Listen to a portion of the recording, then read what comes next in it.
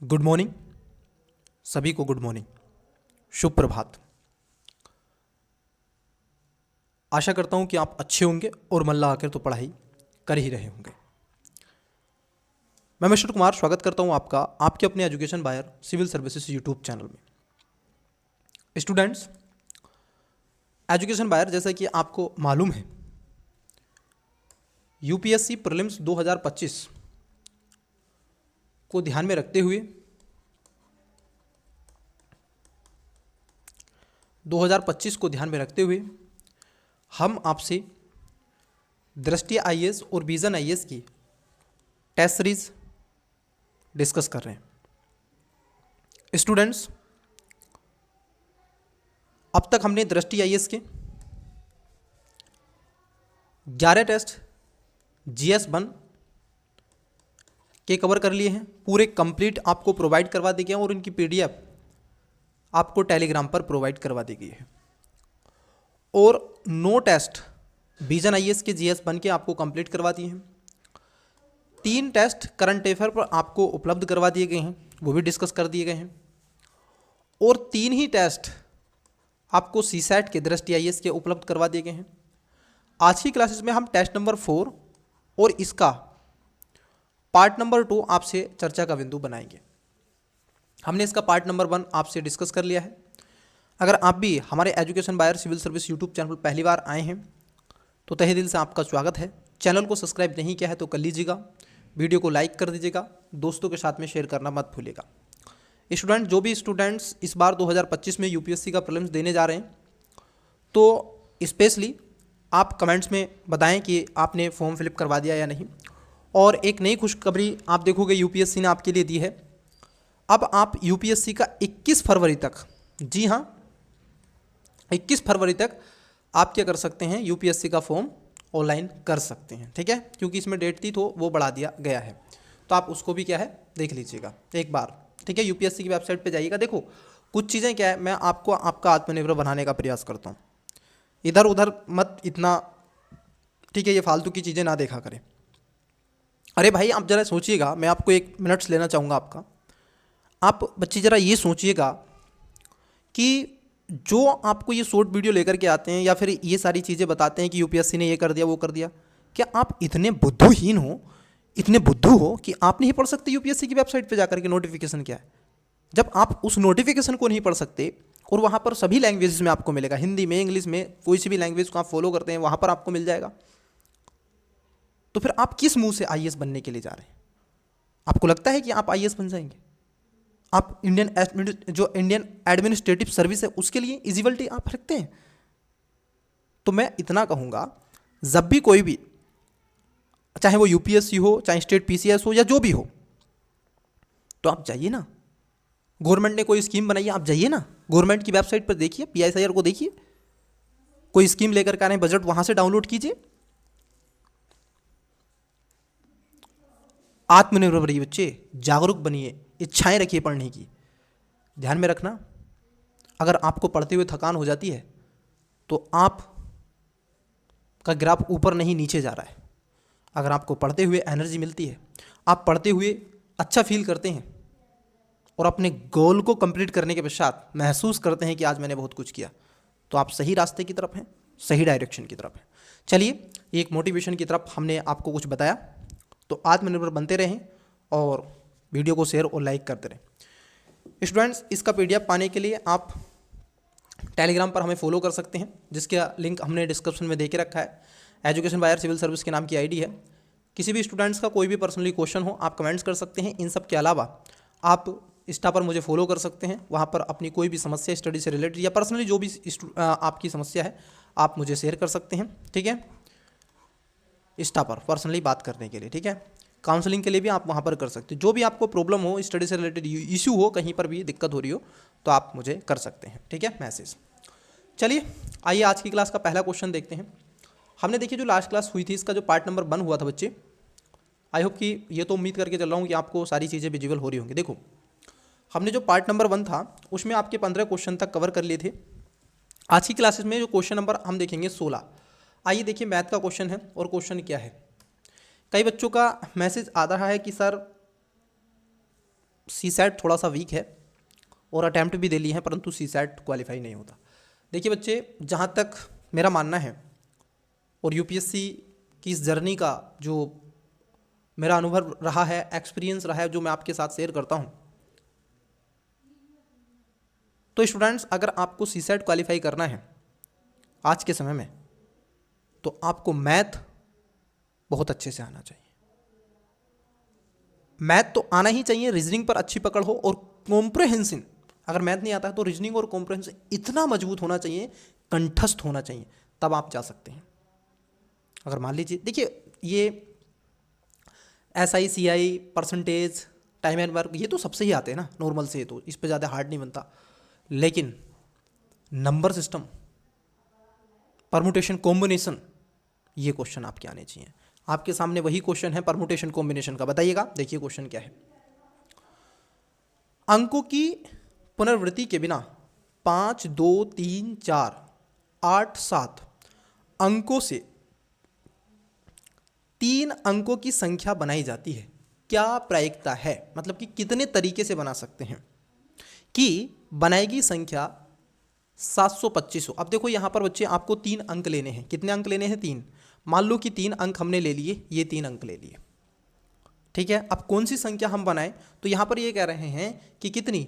725। तो 725 इसमें कौन सी संख्या बनेगी? एक हम 7 डिजिट ले लेंगे। देखो यहाँ पर पुनरावृत्ति मतलब कि दोबारा आप रिपीटेशन नोट अलाउ है, यहाँ पर आप रिपीटेशन यहाँ पर अलाउ नहीं है, तो हम क्या ले लेंगे? 7 ले लेंगे। उसके बाद में हम यहाँ पर 2 ले लेंगे और तीसरे पर हम 5 ले लेंगे। तो देखो ये संख्या जो बनाई गई है कितनी बनी है? यहाँ पर संख्या बन गई आपकी 725। It's clear? तो देखो अब जब हम कह रहे हैं कि प्रायिकता क्या है, तो देखो यहाँ पर हम 725, अब इसको तो नहीं लेंगे, अब हम इसको नहीं लेंगे। 725 हमने बना दी, तो यहाँ से 2, यहाँ से 2 हटा दीजिएगा, यहाँ से 5 हटा दीजिएगा, यहाँ से 725 है ना, तो यहाँ पे आपका 7 भी हटा दीजिएगा। अब जो संख्या बची है, ये 3 संख्याएं बची हैं। अब 3 संख्याएं बची हैं, तो देखो इसकी प्रायिकता कितनी है? एक बार बनी है। अब जरा इनको देखो, रिपीटेशन नोट अलाउ है।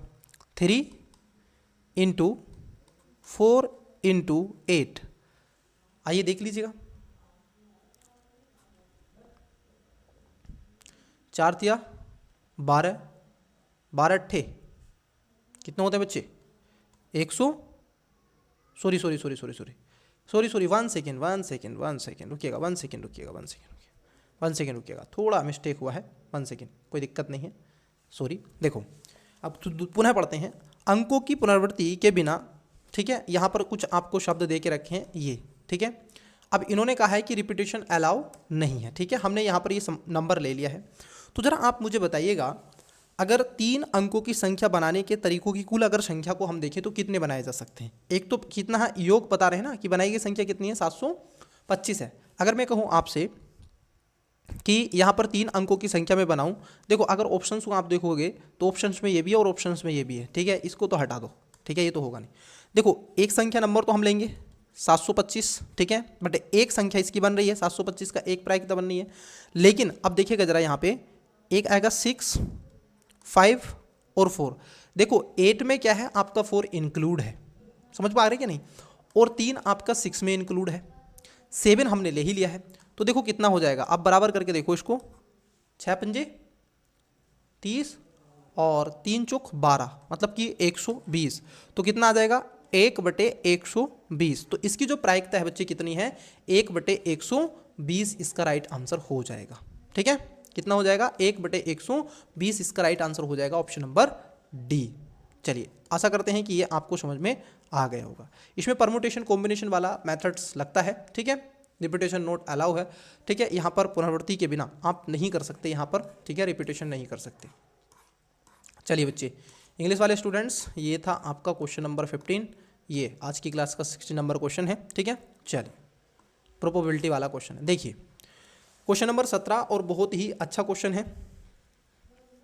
देखिए क्वेश्चन नंबर 17 पे क्या कह रहे हैं आपसे, ज़रा बताइएगा। आपको आंसर दिख रहा होगा, मतलब कि सॉरी क्वेश्चन आपको यहाँ पर विजिबल हो रहा होगा। चलिए देखिए, यहाँ पर कह रहे हैं कि 4 संख्याएं आपको देखे रखी हैं, ठीक है, उनका 4 संख्या है ABCD, इनका औसत क्या है? E है। वही कह रहे हैं कि ABC डी और 6 गुना ई का औसत ज्ञात करें। ठीक है, A B C D E कितने हैं, 6 गुना, और इनका औसत आपको ज्ञात करना है। देखो बच्चे, आप करिएगा इसको अपने स्तर पर, चलिए और मेरे साथ भी करने का प्रयास कीजिएगा। आइए देखते हैं। देखो, औसत जब हम निकालते हैं एवरेज, तो एवरेज का एक कॉन्सेप्ट होता है संख्याओं का योग, संख्याओं का योग बटे संख्याओं की संख्या, नंबर ऑफ डिजिट कितने हैं और संख्याओं का योग, ये एवरेज का आप देखोगे फार्मूला होता है। ठीक है, अब इसके अकॉर्डिंग, इस फार्मूले के अकॉर्डिंग मैं आपसे क्वेश्चन करने का प्रयास करता हूं। देखो, ये कह रहे हैं कि आपका ए बी सी डी का औसत जो है कितना है, A plus B plus C plus D, कितने हैं संख्याएं, ये कितनी है 4, और इनका औसत कितना है बच्चे, इनका औसत है ई, मतलब कि एवरेज है ई। वही 4 संख्याओं का योग यहाँ पर कह रहे हैं, आगे जो कह रहे हैं। ठीक है, अब इनको देखो, 4 संख्याओं का योग कितना है, आप जरा इसको भी देख लो। ठीक है, तो ये हो जाएगा। तो आप देखोगे इनका अगर योग निकाल दें, ठीक है, इनका अगर योग निकाल दें तो आपको होगा A plus B plus C plus D बराबर, इसकी मल्टीप्लिकेशन इधर हो जाएगी तो ये हो जाएगा 4e। ठीक है, कितना हो जाएगा, 4e हो जाएगा। मैं पेन का कलर चेंज कर देता हूँ, 4e। ठीक है, 1 सेकेंड रुकिएगा, 1 सेकेंड रुकिए। ओके, हमारे पास में ऊपर जगह है स्टूडेंट, तो यहाँ तक हमने कर दिया। कितना हो गया, a plus B plus C plus D बराबर कितना हो जाएगा 4e, क्योंकि e की मल्टीप्लिकेशन इधर हो गई है तो 4e हो गया। ठीक है, फिर आप देखो अगली लाइन में क्या कर रहे हैं, a b c d और 6 गुना e का औसत ज्ञात करो। तो a b c d और 6 गुना है, जरा समझना, ये क्या है 6 गुना है, तो e का औसत ज्ञात करना है। कितना ज्ञात करना है, e का औसत ज्ञात करना है। तो आपको हो गए 6 गुना, दूसरी लाइन लिख रहे हैं हम, तो ये हो जाएगा a plus B plus C plus D. अब जरा समझना, प्लस डी और प्लस कितना है 6e। अब इसका जो योग है आप देखोगे कितनी संख्या है, 5 है, A B C D E 5 संख्या है, तो 5 हो गई। अब यहाँ पर मुझे बताओ, अब इसका मल्टीप्लिकेशन तो होगा नहीं क्योंकि ये तो ऐसे रहेगा, और इधर कितना है, इधर है आपका a plus B plus C plus D बराबर कितना 4e। जरा समझना 4e। तो जब आप इसको सोल्व करोगे, जब आप इसको सोल्व करोगे तो ये हो जाएगा कितना, ये अगर आप देखोगे ये हो जाएगा 4e प्लस 6e बटे, क्योंकि देखो इसका मान कितना है, इस वाली संख्या का मान कितना है, इतना है, और इस संख्या का मान इतना है, बटे कितना आ जाएगा आपका, क्योंकि देखो यहाँ पर जरा समझना, मैं आपसे क्या समझाने का प्रयास कर रहा हूँ, ए बी सी मतलब कि a plus B plus C plus D, देखो a plus B plus C plus D, इसका मान कितना है 4e है। देखो इस संख्या का मान कितना है बच्चे, इस संख्या का मान कितना है 4e है, तो मैंने इस संख्या का मान रख लिया, और यहाँ पर है 6e तो मैंने 6e कर लिया। अब भाग दे रहा हूँ किससे, 5 से। ठीक है, भाग दे रहा हूँ 5 से। टोटल योग कितना हो गया, टोटल योग हो गया 10। कितना हो गया, टोटल योग हो गया 6 और 4 10e अपॉन 5। कितना हो गया 10e अपॉन 5। अब आप इसको भाग कर दीजिए, कितनी बार चलेगा 2e, तो इसका राइट आंसर कितना आ जाएगा 2e, इसका राइट आंसर होगा ऑप्शन नंबर बी। ठीक है, जिस भी स्टूडेंट्स को समझ में नहीं आया वीडियो को पुनः देखिएगा, ठीक है, समझ में आ जाएगा। ठीक है, तो यहाँ पर एवरेज आपको निकालना था और कुछ नहीं करना था, इजी सा क्वेश्चन था। चलिए नेक्स्ट क्वेश्चन की तरफ बढ़ते हैं। ठीक है, चलिए आइए नेक्स्ट क्वेश्चन देखते हैं। आइए, ये थोड़ा सा अच्छा क्वेश्चन है। ठीक है, पासे वाला पर आधारित ये क्वेश्चन है, वहाँ पर घन आपको निकालने होते हैं। चलिए आइए देखिए, क्वेश्चन कह रहे हैं कि एक दुकानदार ने बराबर लंबाई और बराबर चौड़ाई वाले पनीर का एक टुकड़ा खरीदा है, मतलब कि वो जो है वो चारों तरफ से इतना ही आकार का है। ठीक है, जैसे आपने पासा देखा होगा, ठीक है, देखा है कि नहीं, जिसको हम गोटी खेलते हैं वो तो देखा होगा, कैरम बोर्ड नहीं, पासा। वह एक ही परिवार के एक ही आकार के पनीर के टुकड़े खरीद रहा है और एक के ऊपर एक रखता रहा जब तक कि ऊंचाई लंबाई चौड़ाई के बराबर नहीं हो गई। अब पनीर के पूरे घन के सभी चेहरों पर लाल रंग से रंगा गया। फिर पनीर को बराबर आकार के 216 घन में काटा गया। कितने घन में, 216 घन में काटा गया। पनीर के उन घन की संख्या ज्ञात कीजिए जिनका केवल एक चेहरा रंगा हुआ है। ये आपका क्वेश्चन है। ऑप्शन आपके सामने 96, बी में 128 और सी में 16 और डी में 64। बताइएगा, बहुत ही अच्छा क्वेश्चन है। चलिए एक एक करके बात करते हैं। देखो, मान लो कि अविभाजित जो घन है, घन के जो फलकों की विभाजनों की संख्या मान लो कि वो कितनी है, n है। ठीक है, मान लो इतनी संख्या है और ये कह रहे हैं कि घन मतलब कि मैं कहूँ कि n की पावर q बराबर 216। आप बताइएगा 216 किस संख्या का घन होता है? 216 घन होता है आपका 6 का 6 छंग 36 और 36 छक्का 216। ठीक है, इसका है। इसीलिए आप देखोगे उन घनों की संख्या जिनका केवल एक फलक रंगा हुआ है, तो उसका एक सूत्र आता है n-2 इसका स्क्वायर 2 और ये 6, ये इसका आता है सर। बस इसको रख दीजिएगा, अब आपका आ जाएगा।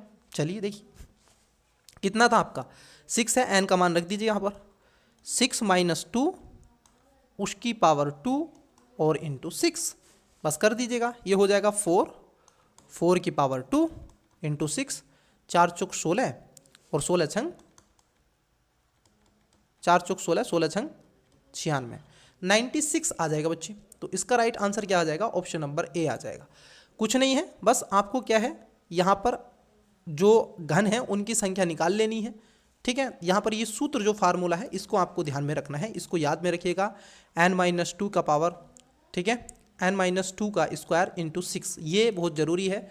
ठीक है, जो केवल एक चेहरे वालों के लिए, ठीक है, एक के लिए यहाँ पर, तो इसका मान निकाल के आप कर लेंगे। ईजी सा क्वेश्चन था। चलिए नेक्स्ट क्वेश्चन की तरफ बढ़ते हैं। आइए, इसका आंसर आप दीजिएगा। पासे पर आधारित क्वेश्चन है, मुझे लगता है कि इससे अच्छा आपके लिए कुछ हो ही नहीं सकता। समझ पा रहे हैं कि नहीं? बहुत इजी सा क्वेश्चन है। ठीक है, बताइएगा। ये कह रहे हैं 6 के विपरीत।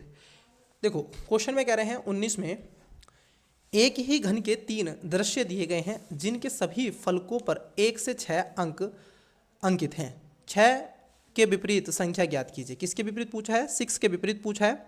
और आपने पढ़ा होगा, जब आप पाशे को पढ़ते हैं तो 2 प्रकार के पाशक होते हैं।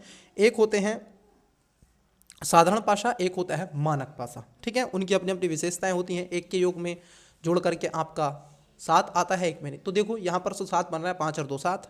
ठीक है, तो बताइएगा, इसका बहुत ही इजी वे में आंसर आ जाएगा। चलिए देखो, साइकिल क्रम तो आपको पता ही होगा, तो साइकिल क्रम से भी आप कर सकते हैं। 6 के विपरीत पूछा। चलो देखो, यहाँ पे 5 है, जरा समझना, यहाँ पे 5 है, यहाँ पे 5 है, यहाँ पे 3 है, यहाँ पे 3 है। 2 के विपरीत क्या है? 1। तो देखो 2 के विपरीत 1 है, तो ये तो आएगा नहीं। 2 के विपरीत 1 है और 5, और ये तो इसके विपरीत नहीं आएगा। ठीक है, तो ये तो होगा नहीं। इसके बाद हम देखें, ठीक है, इसके बाद अगर हम एक साइकिलिंग बना दें तो आपको और भी अच्छे समझ में आ जाएगा। देखो यहाँ पे क्या है? 3 है, यहाँ पर भी 3 है। ठीक है, इनसे ले लेते हैं हम। देखो पहले वाले में ले रहे हैं 3 5, ये साइकिल के क्लॉक वाइज चल रहे हैं हम ऐसे, 5 3 1। अब इसमें भी चलो ऐसी क्लॉक वाइज, तो यहाँ पर आ जाएगा 3 4 2। अब देखो बच्चे जरा यहाँ पर समझना, इसको हटा दो। 5 के विपरीत कितना है? 4, तो ये तो होगा नहीं। 5 के विपरीत कितना है? 4, तो ये तो होंगे नहीं। और 1 के विपरीत है 2। अब आपका बचा क्या? 3 के विपरीत तो देखो ये, तो मुझे बताओ आपका बचा कितना? 4, 2 हो गया, 5 हो गया, 3 हो गया, 6। तो 6 के विपरीत क्या होगा? 4, तो 6 के विपरीत 3 आ जाएगा। ठीक है, क्योंकि एक ही संख्या बची है। जरा मुझे बताओ, एक ही संख्या तो बची है यहाँ पर, क्योंकि यहाँ पर हमने कितनी संख्या ले ली? 3 भी ले लिया, देखो 1 ले लिया, 2 ले लिया, 3 ले लिया, 4 ले लिया, 5 ले लिया। अब बचा क्या है? 6। 6 किसके विपरीत है? 6 आपका 3 के विपरीत है। ठीक है, तो ऑप्शन नंबर डी इसका करेक्ट आंसर हो जाएगा। क्या आपका भी 3 ही आया है? अगर आपका 3 आया है और ये मेथड लगाया है, तो मैं ये उम्मीद करके चलता हूँ कि आपका आंसर सही है और आप सही डायरेक्शन की तरफ जा रहे हैं। नेक्स्ट देखिए 20 नंबर का क्वेश्चन है। बच्चे मैथ आना, मैं फिर से कह रहा हूँ, बहुत ज़रूरी है। अगर आपको मैथ नहीं आएगा तो चीज़ें आपकी कोलैप्स हो सकती हैं। चलिए, क्वेश्चन को समझना है और क्वेश्चन के अकॉर्डिंग आंसर करना। थोड़ा सा लेंथी क्वेश्चन है, बड़ा क्वेश्चन है, समझ के करना है। चलिए देखिए, 3 मित्र हैं ABC, कार्यालय में कार्य कर रहे हैं। 3 वर्ष पहले B की आयु का 1/3 A की आयु के 5वें भाग के बराबर था। अब जरा समझना, यहाँ से क्वेश्चन स्टार्ट होता है आपका, यहाँ से और यहाँ तक, ये एक लाइन हो गई आपकी। अब इस लाइन को सेटिस्फाई करना है। देखो कैसे, ए और बी सी की वर्तमान आयु को हम बात कर लें, अगर हम देखें तो 3 वर्ष पहले की बात हुई है यहाँ पे, इन्होंने कहा ना 3 वर्ष पहले, तो मैं यहाँ पर लिख लूँगा 3 वर्ष पहले। 3 वर्ष पहले कितनी है जरा समझना, ए की आयु के 5वें भाग के बराबर था, किसका, बी की आयु का, 1/3 था ना। तो देखो ए का कितना आ जाएगा 3, देखो ये आएगा, 1 सेकेंड रुको, ये आएगा a - 3/5, कितना है 5वें भाग के बराबर था, 1/3, कितना था 1/3 5वें भाग के बराबर था। वहीं अगर हम b की बात कर लें, अब b का कितना हो गया, b का हो जाएगा आपका 3/3, क्योंकि 1/3 था 5वें भाग के बराबर, तो 1/3 में 3, ठीक है, यहाँ तक चीज़ें क्लियर। वहीं दूसरी लाइन में क्या कह रहे हैं, a और b की आयु का औसत कितना था, 32 वर्ष था। ए और बी की आयु का औसत, ए प्लस बी की आयु का जो एवरेज था ना वो 32 था, ठीक है, 32 था, ठीक है। अब इस लाइन को देखते हैं, लेकिन जरा बच्चे यहाँ पर अगर आप इसको सोल्व करें, देखो ये हो जाएगा आपका ए मतलब कि 5a - 3, तो ये आ जाएगा आपका 2, यहाँ पर आप देखेंगे तो इसको सोल्व करके लाएंगे, तो इसको सोल्व करेंगे, ये आ जाएगा 3a, ठीक है, 3a - 5b बराबर -6 आ जाएगा। अब जरा इस वाली लाइन को आओ, तो एक लाइन हमने सोल्व कर ली, ये तो आ गया आपका इतना, पहली लाइन, ठीक है। दूसरी लाइन में ए और बी की आयु का योग कितना है 32। अब जरा समझना, उसको यहाँ पे करते हैं, ठीक है, उसको हम यहाँ पे कर दे रहे हैं। देखो तो ए का देखो, a - 3, a - 3, ठीक है, ये कहना है ना 3 1/3, a - 3 प्लस b - 3/2, क्योंकि ये कह रहे हैं ना एवरेज औसत, ठीक है, इनका ही तो कह रहे हैं, इनका 3 आया, देखो इसका 3 आया, इसका 3 आया, तो अब जरा देखो बराबर कितना है 32, ठीक है, कितना है 32, ये हमने लाइन इसमें आपकी सेटिस्फाई कर दी है, ये दूसरी 32 था, यहाँ तक हमने सेटिस्फाई कर दिया। अब दूसरी लाइन को भी हम सोल्व कर लेते हैं, जरा इधर आई होप कि आपको उम्मीद करते हैं कि दिख रहा होगा, क्योंकि यही तो प्रॉब्लम है इस पे थोड़ा पढ़ाने में, कि अब डिजिटल बोर्ड होता है तो वहाँ पे थोड़ी सी चीज़ें और बड़ी करके और भी अच्छे वे में लिखी जा सकती हैं, अब यहीं पे इसमें जगह बनानी पड़ती है, ठीक है। देखो अब इसको सोल्व कर लो, तो ये हो जाएगा, इसको घटा दीजिएगा, 16 32 दूनी आप देखोगे ये 3, ये a - 3 प्लस b - 3 बराबर 32 और 2, आप इसको सोल्व करोगे तो ये आ जाएगा आपका a प्लस b बराबर 70, कितना आ जाएगा 70 आ जाएगा। अब देखो जरा समझना यहाँ पे, फिर वो कह रहे हैं जब C पर विचार किया जाता है तो उनमें से 3 की औसत आयु घटकर 25 वर्ष हो जाती है, मतलब कि कितनी हो जाती है 25 वर्ष हो जाती है, जरा समझना। अब देखो 2 समीकरण हमने ले ली हैं, ये समीकरण थी 1 और ये समीकरण थी 2, ये हमने 2 समीकरण ले ली। अब आप इसको सोल्व करें, ठीक है, अब इसको सोल्व किधर करें, ये थोड़ी प्रॉब्लम है, चलिए थोड़ा ऊपर कर लेते हैं ताकि हम सोल्व कर सकें, ठीक है। 1 सेकेंड रुकिएगा, आपके लिए और सुविधा कर देते हैं थोड़ी, 1 सेकेंड रुक जाइएगा, आपको थोड़ी सुविधा और दे देते हैं, बाद में इसको कर लेंगे, ठीक है। चलिए अब तो आपको क्लियर दिखाई दे रहा होगा,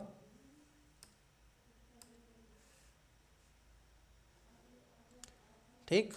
चलिए अब देखिए समीकरण 1 को समीकरण 2 में हल कर दो, तो a का बराबर कितना आएगा, a बराबर 43, वहीं b बराबर कितना 27, क्योंकि अगर जोड़ोगे तो कितना आ जाएगा 70 आ जाएगा, ठीक है, जोड़ोगे तो कितना आएगा, दोनों का योग 70 आएगा, और b का मान इतना हो गया। अब देखो यहाँ पर साथ ही अब कर लो, जैसे a - 3 याद कीजिए प्लस b - 3 प्लस c -3 बराबर 3 इंटू तीसरी वाली जो लाइन थी 25, तो कितना हो गया 25 दूनी 50, 25 दिया 75 75 हो गया, ठीक है। वही अगर हम देखें सी की अब आयु में, तो सी की आयु में देखें तो 84, क्योंकि ये इतना है तो सी की आयु में अगर आप इसको जोड़ दोगे तो कितना हो जाएगा 84 हो जाएगा, 7 5 7 5 12, तो 84 - 70 बराबर 14, कितना आ गया 14। अब इसी प्रकार सी और बी की औसत आयु का अनुपात आपसे पूछा है, सी और बी की आयु का औसत अनुपात पूछा। देखो यहाँ पर ए की आयु कितनी है 43 वर्ष है, बी की आयु कितनी है 27 वर्ष है और सी की आयु कितनी है 14 वर्ष है। क्लियर, यहाँ तक चीज़ें हो गई होंगी। पूछा किसका अनुपात है वही आप बता दो, सी और बी की आयु का पूछा है। तो देखो सी और बी, सी का अनुपात 14 है और बी का अनुपात 27 है, यही आपसे पूछा गया है। चलिए मैं इसको रफ कर देता हूँ ताकि आपको चीज़ें और अच्छे से दिख सकें। तो देखो पूछा किसका था, सी और बी का आपसे पूछा गया था आयु का अनुपात। ठीक है, देखो आयु का अनुपात आपका कहाँ पर है, सी और बी के आयु का अनुपात। तो सी और बी के आयु के अनुपात की हम बात कर लें तो यहाँ पर ऑप्शन जो हो जाएगा आपका बी इसका राइट आंसर हो जाएगा। ठीक है, correct answer option number B हो जाएगा। चलिए नेक्स्ट क्वेश्चन की तरफ बढ़ते हैं। आप मुझे यहाँ से थोड़ा सा रफ करना पड़ेगा जो आपके लिए दिया था बना के। आइए देखिए बच्चे, नेक्स्ट क्वेश्चन है आपका परिच्छेद पर आधारित है। आइए परिच्छेद को हम थोड़ा कवर करने का प्रयास करेंगे। आइए देखिए, परिच्छेद देके रखा है किस पे, सामाजिक वातावरण पे देके रखा है। चलिए देखिए, तो मैथ तो बच्चे इतना कठिन आपको मिलेगा ही, इसमें कोई दुराग्रह नहीं है। सामाजिक वातावरण जे भौमिक भौतिकी पारिस्थितिकी और मानवीय हस्तक्षेप के बीच अंतःक्रिया से उत्पन्न होता है। देखो इसने बोल दिया है किस पर, सामाजिक वातावरण, मतलब कि ये जे भौतिकी मतलब कि इकोलॉजी इन्वायरमेंट से इसको क्या कर रहे हैं, इस क्वेश्चन को कनेक्ट कर रहे हैं। मानवीय हस्तक्षेप के बीच अंतःक्रिया से उत्पन्न होता है। जिस तरह प्राकृतिक समाज को आकार देती है उसी तरह समाज भी प्रकृति को आकार देता है। अब जरा समझना, यहाँ पर इन्होंने कह दिया कि प्रकृति क्या कर रही है, समाज को आकार देती है, समाज क्या कर रहा है, प्रकृति को आकार दे रहा है। ठीक है, इन दोनों ने इस बात को क्या है, दिखाने का प्रयास किया है। अब इन्होंने एक उदाहरण दिया है, जरा समझना। उदाहरण के लिए उपजाऊ इंडो गंगा बाढ़ का मैदान गहन कृषि और धनी बस्तियों का समर्थन करता है, जबकि राजस्थान का रेगिस्तान केवल खाना बदोश पशुपालन को बनाए रखता है। ये पारिस्थितिकी को मानव जीवन को आकार देने का उदाहरण देते हैं। इसके विपरीत मानवीय क्रियाकलापों विशेष रूप से पूंजीवाद के प्रकृति को बदल दिया है। ऑटोमोबाइल्स एक पूंजीवादी वस्तु ने शहरी भीड़ भाड़, वायु प्रदूषण, ठीक है, वायु प्रदूषण, तेल संघर्ष और ग्लोबल वार्मिंग में योगदान देने वाले परिदृश्य को बदल दिया है। तेजी से मानवीय हस्तक्षेप में पर्यावरण को स्थायी रूप से नया आकार देने की शक्ति है। उसके साथ साथ ये कह रहे हैं यह दो तरफा संबंध पारिस्थितिकी स्थितियों और मानव सामाजिक संगठन के बीच में निरंतर परस्पर क्रिया को उजागर करता है। अब देखो इसमें क्या है ना, इसका दोनों का संबंध दिखाने का प्रयास किया गया है कि किस तरीके से पर्यावरण और मानव मतलब कि समाज दोनों को किस तरीके से दिखाते हैं, ठीक है, और कैसे वो प्रभावित करते हैं। आइए जरा इसके स्टेटमेंट को समझते हैं। मानव समाज प्राकृतिक पर्यावरण से प्रभावित होता है, लेकिन इसमें प्रकृति को नया रूप देने की क्षमता भी होती है। बात एकदम क्या है, सही है कि मानव समाज तो प्रकृति से प्रभावित होता है, लेकिन इसके द्वारा क्या है, एक नया रूप भी दे सकते हैं। जैसे राजस्थान का उदाहरण दिया कि वहाँ पर क्या है, आपको मरुस्थल का रीजन है, वही गंगा के मैदान को देखो वो कैसा है, एकदम हरा भरा क्षेत्र है। तो बात पहली वाली एकदम सेटिस्फाई करती है। दूसरा स्टेटमेंट है कि कृषि उत्पादकता वस्तुओं के स्वरूप और सामाजिक संरचनाओं के निर्धारण में महत्वपूर्ण भूमिका निभाती है। दूसरा स्टेटमेंट भी सही है, क्योंकि कृषि उत्पादकता जहाँ अच्छी है, एग्रीकल्चर एक्टिविटी जहाँ अच्छी है, तो उन क्षेत्रों में वहाँ पे जो मानव बस्तियाँ हैं और वहाँ पर जो इंफ्रास्ट्रक्चर है वहाँ का वो अलग ही है। ठीक है, गंगा की अपेक्षा आप देखो, गंगा वाले जो रीजन में, ये जो दुआब वाला रीजन है, यमुना का और गंगा का, जलोढ़ का जो मैदान है, अगर आप इसको देखेंगे, बांगर का जो मैदान है बच्चे, और यदि राजस्थान के क्षेत्र को देखें तो दोनों में डिफरेंट है आपको, तो ये भी बात आपकी सही है। तीसरे में कह रहे हैं कि पूंजीवाद का पर्यावरणीय परिवर्तनों और संसाधन उपभोग पर बहुत कम प्रभाव पड़ता है। देखो यहाँ पर बच्चे ये कह रहे हैं कि बहुत कम प्रभाव पड़ता है, ऐसा नहीं है, क्योंकि पूंजीवाद का पर्यावरणीय परिवर्तनों पर, संसाधनों उपभोग पर बहुत कम नहीं, बहुत अधिक प्रभाव पड़ता है। जिस तरीके से उसने कहा ऑटोमोबाइल, ठीक है, ऑयल, शहरी भीड़ भाड़ के जो क्षेत्र हैं प्रभावित करते हैं, प्रदूषण बढ़ता है। ठीक है, मानवीय हस्तक्षेप से पर्यावरण में स्थायी परिवर्तन हो सकते हैं। देखो यहाँ पर जो चौथा स्टेटमेंट है, क्योंकि मानवीय हस्तक्षेप से खासतौर पर इससे परिवर्तन तो होते हैं और ये परिवर्तन स्थायी भी हो सकते हैं और अस्थायी भी होते हैं, तो ये बात भी ठीक है, क्योंकि इन्होंने कहा हो सकते हैं, बिल्कुल सकते हैं, ऐसा कचौपी नहीं है, हो सकते हैं। तो पहला दूसरा इसमें सही है, चौथा भी सही है। अब देखो तीसरा स्टेटमेंट यहाँ पर गलत है। अब जहाँ पर स्टेटमेंट 3 है उसको कट करो। देखो आंसर ए नहीं होगा, आंसर सी नहीं होगा, ठीक है। यहाँ पर पहला ही नहीं है तो ये तो गलत हो गया। आंसर होगा ऑप्शन नंबर डी, 1, 2 और 4। नेक्स्ट पूर्व धारणा वाला क्वेश्चन है, बताएं। राइट आंसर दे बच्चे। ये कह रहे हैं निम्नलिखित पूर्व धारणाएं बनाई गई हैं। देखिए, सामाजिक और आर्थिक प्रणालियां यह निर्धारित करती हैं कि प्राकृतिक संसाधनों का उपयोग तथा रूपांतरण किस प्रकार किया जाएगा। बात एकदम सही है, क्योंकि इस बात को वो निर्धारित करती हैं, इसमें कोई दोहराग्रह नहीं है। उसमें उदाहरण दे के रखा है, जैसे उपजाऊ क्षेत्रों में कृषि, रेगिस्तान में पशुपालन। ये बात सही है, जहाँ पर उपजाऊ क्षेत्र होगा तो वहाँ पर कृषि होगी, और जहाँ पर राजस्थान होगा, ऐसा रीजन होगा, मरुस्थल होगा, तो वहाँ पर पशुचालन ही होगा, पशुपालन होगा, पशुचरण होगा, ठीक है। दूसरे में कह रहे हैं पर्यावरण पर मानवीय हस्तक्षेप का प्रभाव सदैव प्रतिवर्ती होता है। देखो ये गलत है। पहली बात तो एक्सट्रीम वर्ड है, और पूर्व धारणा में ऐसे सदैव हमेशा हमेशा थोड़ा ही नहीं होगा। इसका प्रतिवर्ती भी हो सकता है और अनुवर्ती भी हो सकता है, दोनों तरीके से आपको देखने के लिए मिलेगा। और स्पष्ट रूप से परिच्छेद में इस बात को कहा गया है कि मानवीय हस्तक्षेप पर्यावरण को स्थायी रूप से बदल सकता है और पूर्व धारणा में अमान्य हो सकता है। तो इसलिए सभी पर्यावरण परिवर्तन प्रतिवर्ती हो सकते हैं। तो इसलिए आपका जो आप देखोगे दूसरा स्टेटमेंट गलत है, पूर्व धारणाएं मान्य है, तो एक इसमें राइट आंसर आएगा ऑप्शन नंबर ए। नेक्स्ट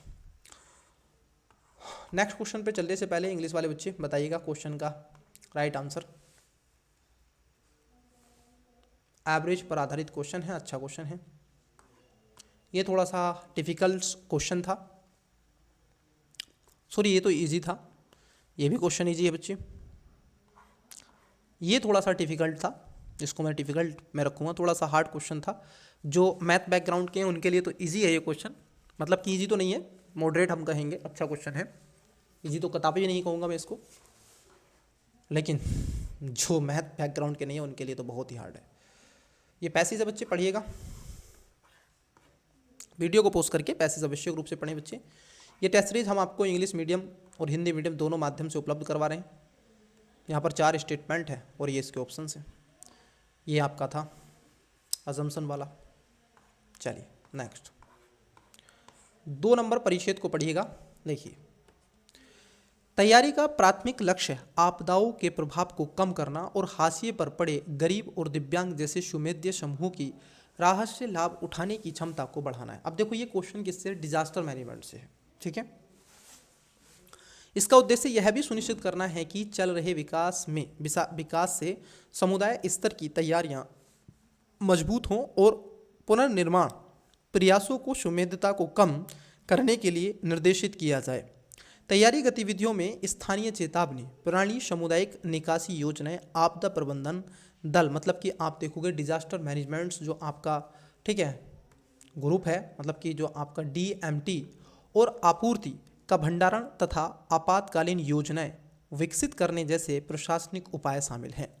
चूंकि आपदाएं आर्थिक और सामाजिक दोनों प्रक्रियाओं को प्रभावित करती हैं। समझना, यहाँ पर इन्होंने साफ तौर पर क्या दिया है, इन्होंने साफ तौर पर कहा है कि आपातकालीन योजनाएं विकसित करने जैसे प्रशासनिक उपाय शामिल भी हैं, और आपदाएं क्या करती हैं, आर्थिक और सामुदायिक दोनों को प्रभावित कर सकती हैं, ठीक है, करती हैं, सॉरी। इसलिए आपदा प्रबंधन नीतियों को केवल भौतिक पहलुओं के संबोधित करने की बजाय सामाजिक प्रणाली की सुमेधता को कम करने पर ध्यान केंद्रित करना चाहिए।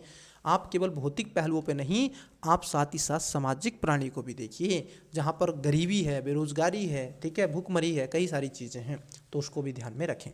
आइए देखते हैं क्वेश्चन, तर्क संगत पूछा आपसे।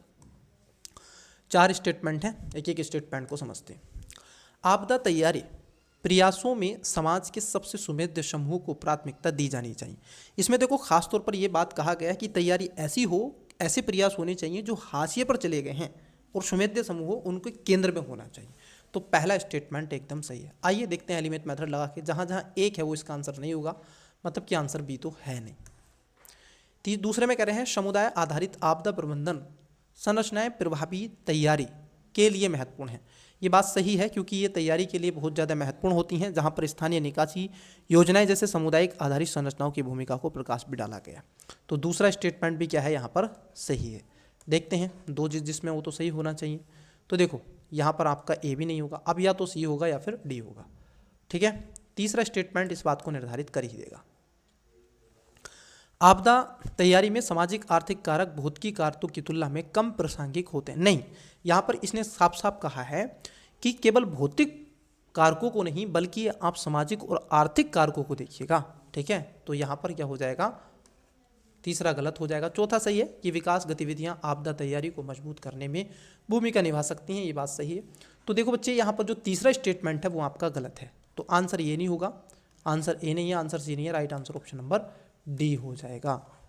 चलिए पूर्व धारणाएं देखते हैं। आपदा की तैयारी और न्यूनीकरण के लिए नीति में सामाजिक तथा आर्थिक विचारों को एकीकृत करना आवश्यक है। देखो, आपदा की तैयारी को न्यूनतम करने के लिए आपको सामाजिक और आर्थिक विचारों को एक साथ लेकर के आएँ तो उससे क्या होगी, आपदा में राहत मिल सकती है, ये बात एकदम सही है। दूसरे में कह रहे हैं आपदा की संवेदनशीलता को कम करने के लिए केवल प्रशासनिक तैयारी ही पर्याप्त है। नहीं महोदय, केवल प्रशासनिक नहीं, सामाजिक भी होना चाहिए, आर्थिक भी विचारों पर रेखांकित होना चाहिए। तो दूसरा स्टेटमेंट गलत है, पहला स्टेटमेंट सही है। आइए देखते हैं इसका राइट आंसर क्या होगा।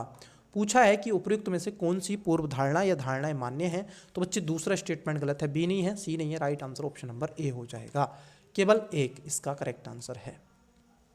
देखिए फिर से परमुटेशन कॉम्बिनेशन वाला क्वेश्चन है, बताइएगा, देखते हैं कितने बच्चे बताएंगे इसका करेक्ट आंसर। पढ़ देते हैं क्वेश्चन 25। एक बैग में 2 सफ़ेद, 3 गुलाबी, 5 नीली और 4 हरी गेंदें हैं।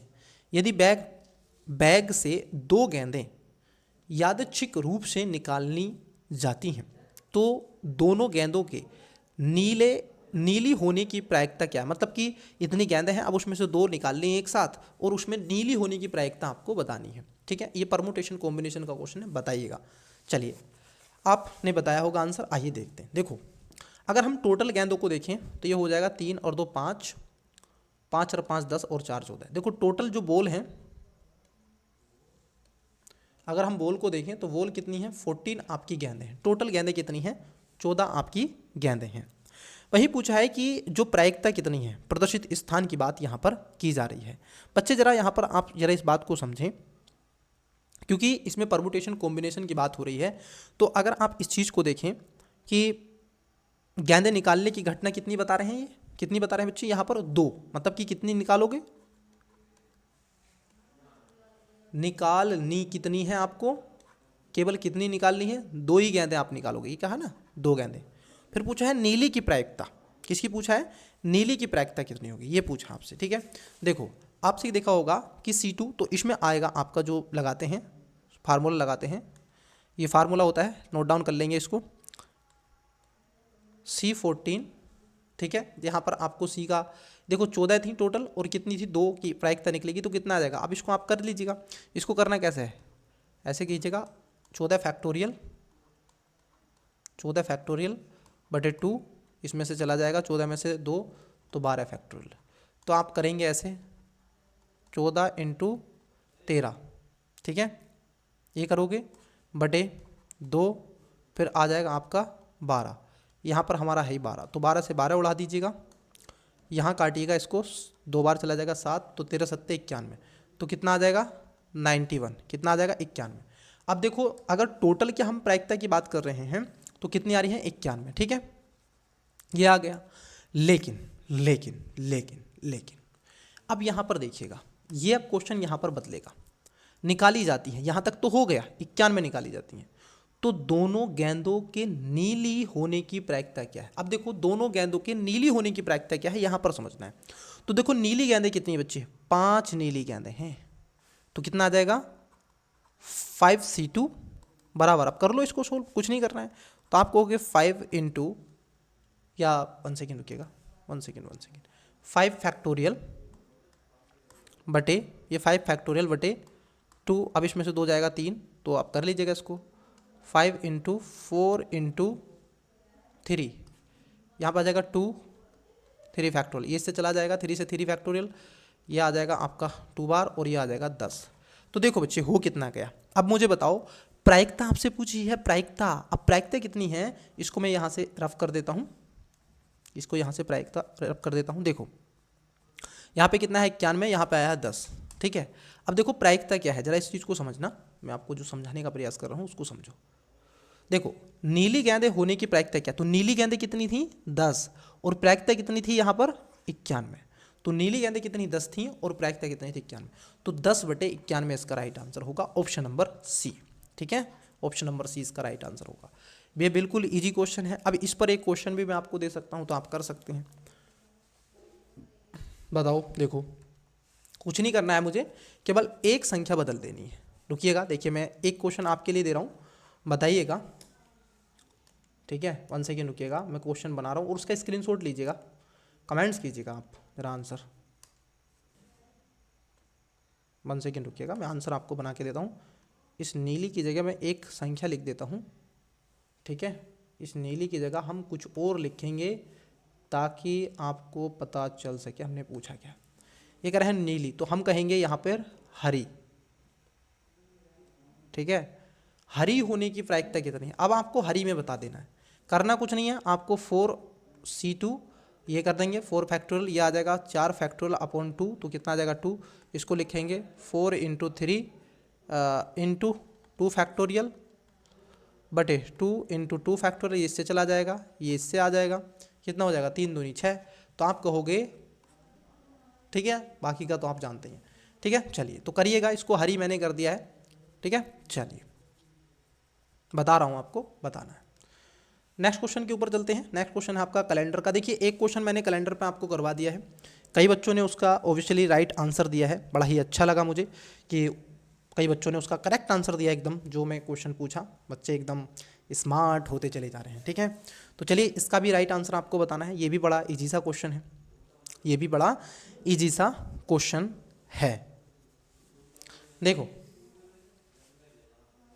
बहुत ईजी सा क्वेश्चन है, ये देखो समझ रहे हैं। यहाँ पर ये कह रहे हैं कि यदि 30 जून 2024 को सोमवार, तो 30 जून 2027 को कौन सा दिन होगा, मतलब कि कौन सा बार होगा। आपको पता है कि लीप वर्ष कितने वर्ष के बाद में आता है, 4 वर्ष के बाद में होता है। ठीक है, ये लीप वर्ष है, ये ध्यान में रखना, सोमवार। तो विषम दिन की संख्या यहाँ पर याद रखनी है आपको। ठीक है, देखो ये कह रहे हैं कि 30 जून 2024, ठीक है, 30 जून 2024 की इन्होंने बात की है और इस दिन को कहा है इन्होंने, क्या आता है, मंडे। ठीक है, फिर आपसे पूछा है कि 30 ही जून है और 2027 है, तो अब कौन सा दिन आएगा। देखो इजी तो है, जरा मुझे बताओ। देखो ये तो दोनों समान ही हैं, ये 2024 है, ये 2027 है। अब कितने दिन हो रहे हैं, जब आपका क्या होता है, साधारण वर्ष होता है। देखो इसमें इंक्लूड हो गया फरवरी का दिन, इसमें इंक्लूड हो गया, 2024 है ना, ये इसको थोड़ा साफ करके लिख देते हैं। ये 2024 है ना, तो 2024 जो 30 जून है, जरा समझना, फरवरी होता है तो 29 का वो लीप वर्ष में कनेक्ट हो गया, इसमें काउंट हो गया बच्चे। अब इसमें नहीं आएगा। अब देखो अब का क्या होगा, आप जरा देखो, ये 24 है, 24 उसके बाद में क्या आएगा 2025, फिर 2026 और फिर 2027। अब देखो 24 को सोमवार है, मंगल बुध बृहस्पति मतलब कि गुरुवार इसका राइट आंसर आ जाएगा। ठीक है, इजी था, कोई दिक्कत इसमें थी नहीं, तो आप ऐसे भी कर सकते हैं। ठीक है, 27 में पूछा था। चलिए नेक्स्ट क्वेश्चन की तरफ बढ़ते हैं। इजी से इजी क्वेश्चन है, लीजिए सर, और इजी लीजिए आपके लिए। यहाँ पर दिए गए आरेख में वर्ग जो है शिक्षित को दर्शाता है। बस ये आपको समझना है कि यहाँ पर जो वर्ग है ना, 1 सेकेंड रुकिएगा, इन्होंने कुछ गड़बड़ तो नहीं किया ना। ओके ओके ओके ओके, ये कह रहे हैं कि वर्ग जो है आपको शिक्षित को दर्शाता है, मतलब कि जो पढ़े लिखे हैं शिक्षित को दर्शाता है वर्ग। ये है आपका वर्ग, ये है वर्ग। ठीक है, और ये किसको दर्शाता है, शिक्षित को दर्शाता है। फिर सेकंड में देखो आयत, आयत जो है पुरुषों को दर्शाता है। अब यहां पर आयत देखो, आयत, ठीक है, ये जो वर्ग है ये किसको दर्शाता है, शिक्षित को, और आयत किसको दर्शाता है, पुरुषों को दर्शाता है। व्रत, व्रत जो है नर्तकी को दर्शाता है। आयत ये हैगा ऐसे, इन्होंने नाम नहीं लिखा, ठीक है, तो आयत को लिख दीजिएगा पुरुष, ये पुरुषों को दर्शाता है। और यहाँ पर कह रहे हैं कि त्रिभुज ग्रामीणों को दर्शाता है। ठीक है, ये आपको अब दिख रहा है। ठीक है, चलिए आइए देखिए पूछा क्या है। तो ग्रामीण शिक्षित पुरुषों की संख्या क्या है। देखो इन्होंने क्या पूछ लिया आपसे, इन्होंने पूछ लिया कि ग्रामीण शिक्षित पुरुषों की संख्या क्या है। 3 पूछे हैं, एक पूछा आपसे ग्रामीण, शिक्षित और पुरुष। ऐसी कौन सा नंबर है जो इन तीनों को सेटिस्फाई करता है। देखो वो क्या है, पुरुष भी होने चाहिए, शिक्षित भी होने चाहिए, ग्रामीण भी होने चाहिए। तो इनकी संख्या कितनी है मुझे बता दो बच्चे, इनकी संख्या कितनी है। तो इनकी संख्या केवल 3 है, क्योंकि 5 में तो नर्तकी आ जाएगा, तो 3 इसका आना चाहिए था। राइट आंसर होगा ऑप्शन नंबर, आप देखोगे, सॉरी, फिर से समझ लो, फिर से समझ लेते हैं, 1 सेकेंड रुकिएगा, मैं इसको रफ कर देता हूँ, पूछा क्या आपसे, ये किसको दर्शाता है, पुरुषों को दर्शाता है। ठीक है, अब देखो ये कह रहे हैं ग्रामीण होने चाहिए, तो ग्रामीण कौन से हैं, ये ग्रामीण ये हैं। ठीक है, ग्रामीण है त्रिभुज। ओके, फिर कह रहे हैं शिक्षित ये हैं। अब देखो ग्रामीण है और शिक्षित है, तो ये 3 ही आ रहा है इसमें। ठीक है, उसके बाद पुरुषों की संख्या, और पुरुष हैं ये, तो उसमें भी 3 आ रहा है। अब आप 5 और 3 8 नहीं कर सकते, क्यों, क्योंकि 5 को इंक्लूड इसलिए नहीं कर रहे, यहाँ पर नर्तकी भी आ रहा है, और आपसे नर्तकी नहीं पूछा है, आपसे 3 ही पूछे, ग्रामीण हो, शिक्षित हो और पुरुष हो। तो देखो यहाँ पर आप देखोगे 3 आएगा, क्योंकि ये आप देख रहे हो यहाँ पे पुरुषों का भी ट्रायंगल को कवर कर रहा है ये, और यहाँ पर इसको भी कवर कर रहा है, तो केवल 3 आएगा। अब देखते हैं ऑप्शंस इन्होंने क्या है, ऑप्शंस इन्होंने बच्चे गलत दे दिए हैं। तो एक ऑप्शंस आप क्या कर देंगे, यहाँ से रफ कर देंगे, इसको 1 को सफ़ा कर दो, यहाँ से दफ़ा कर दो, 1 को सफ़ा कर दो और दफ़ा कर दो, यहीं पर 3 कर दो। इनको मुझे बताना पड़ेगा कि आप कभी कभी कुछ गड़बड़ कर रहे हैं, तो यहाँ पर 3 कर दो। ठीक है, तो इसका राइट आंसर 3 आएगा, क्योंकि एक मात्र 3 ही ऐसा है जो तीनों को फुलफिल कर रहा है। चलिए नेक्स्ट क्वेश्चन देखते हैं। ये क्वेश्चन रीजनिंग का है, और इसका आंसर मैं आपसे कमेंट्स चाहता हूँ। इसका आंसर आप कमेंट्स करें, समझाने का मेरा उद्देश्य है, मैं आपको समझा दूंगा। एक निश्चित कूट में आपको कैपेसिटी लिखा गया है और इसको बदल दिया गया है। ठीक है, इसको क्या लिख दिया गया है, एपेसिटी कर दिया, एपेसिक कर दिया है। समझ पा रहे हो कि नहीं। देखो क्या कर रहे हैं यहाँ पे, जरा समझना, मैं आपको कुछ समझाने का हिंट्स देने का प्रयास करता हूँ इस शब्द के माध्यम से। आपको आंसर बताना है इसका कमेंट्स में। पहले शब्द को जरा समझो। देखो लिखना कैसे, CAPACI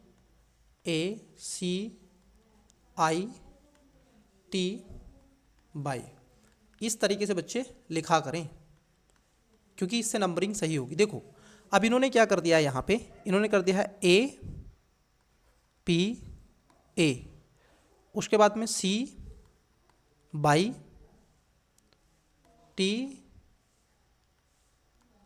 मतलब कि इसको आई कर लेंगे, और C, ये इन्होंने कर दिया। अब देखो जरा कितने अक्षर हैं, 1 2 3 4 5 6 7 8, मतलब कि 4 4 का यहाँ पर बन रहा होगा। देखो अब जरा समझना, यहाँ पे इन्होंने कहा A, C को देखो इधर कर दिया, C को क्या कर रहे हैं, ये C को इधर पहुँचा दिया।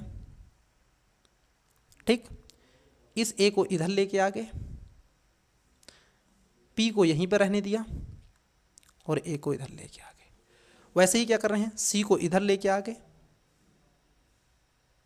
बाई को इधर लेके आ गए, T को इधर लेके आ गए, और I को इधर लेके आ गए। अब यही सेम आपको क्या करना है, इसमें कर देना। मैं फिर से बता देता हूँ इन्होंने क्या किया है, मैं फिर से बता देता हूँ इन्होंने क्या किया है। ठीक है, हम किस लिए हैं बच्चे, हम बैठे ही इसलिए हैं ताकि आपको समझा सके। देखो इन्होंने 4 4 का इसको खंडित बना दिया। यहाँ पे A को क्या कर दिए, इधर लेके आ गए, इस C को इधर लेके आ गए, P को इधर लेके आ गए, और A को इधर लेके आ गए। ठीक है, बाई को इन्होंने यहाँ पहुँचा दिया है, C को इधर पहुँचा दिया है, T को इधर पहुँचा दिया है, और I को इधर पहुँचा दिया। वही सेम इन्होंने इसमें किया है। यहाँ पर भी देखो 4 4 होंगे। ठीक है, इन्होंने 4 4 बदल दिए हैं, R को R से बदल दिया है, O को इधर पहुँचा दिया है, N को इधर पहुँचा दिया है।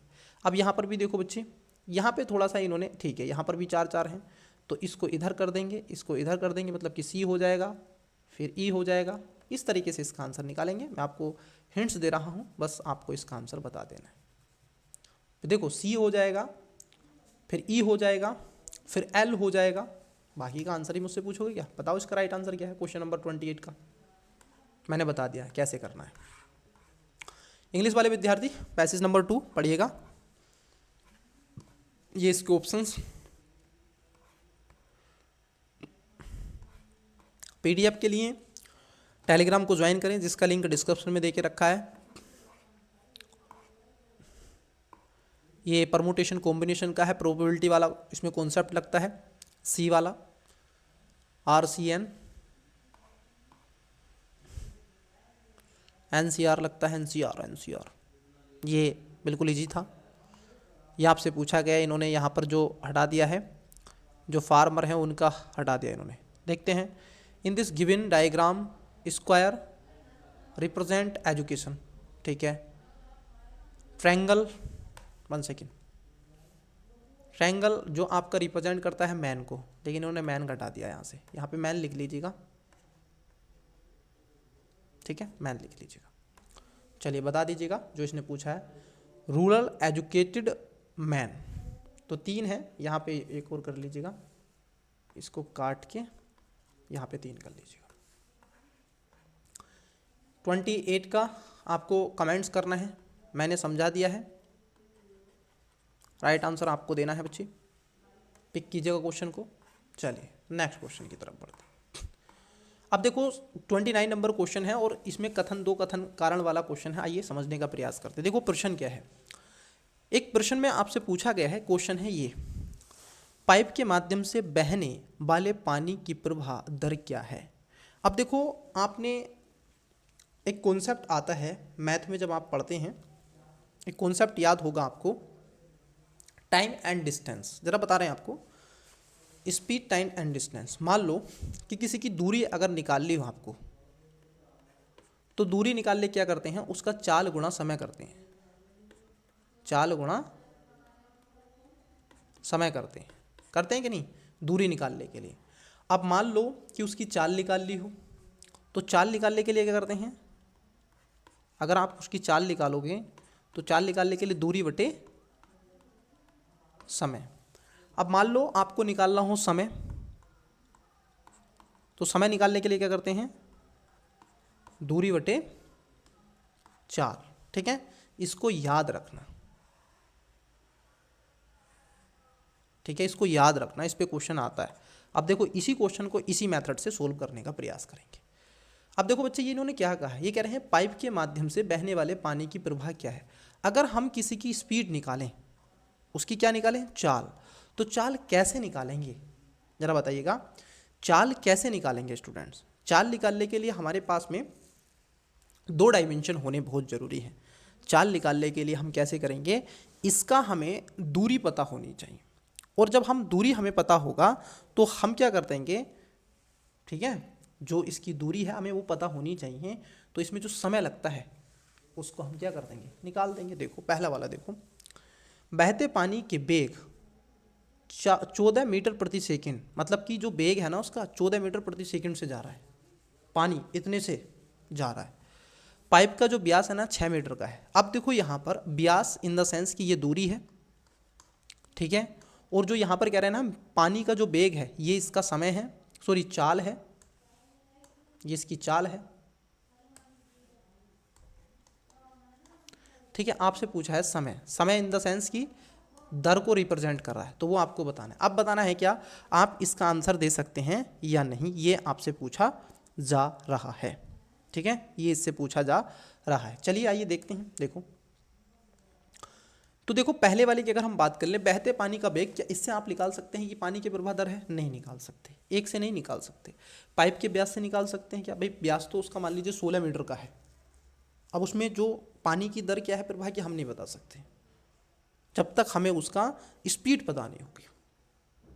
और जब हमें स्पीड पता होगी, सॉरी उसमें जो टाइम है वो पता होगा, तो हम बता देंगे कि इतने प्रवाह दर से जा रहा है, इतनी स्पीड से जा रहा है, बता सकते हैं कि नहीं। अब 16 मीटर है, यहाँ पर मीटर प्रति सेकंड है, तो आप बता सकते हैं। तो इसको आप कर सकते हैं इजी वे में, 6 × 100 600/14, हाँ बिल्कुल हम बता सकते हैं। ठीक है, तो दोनों से बताएंगे बच्चे, एक से नहीं बताया जाएगा। ठीक है, हम इसको दोनों से बता सकते हैं। तो पहला दूसरा दोनों इसका सही आंसर हो जाएगा। मतलब कि आप देखोगे इसका जो करेक्ट आंसर होगा, प्रश्न का उत्तर किसी भी एक कथन का उपयोग करके दिया जा सकता है, लेकिन केवल दूसरे कथन का नहीं, किसी भी एक से नहीं होगा, ध्यान में रखेंगे, ये दोनों से होगा। प्रश्न का उत्तर केवल किसी एक कथन का नहीं, एक से नहीं होगा बच्चे।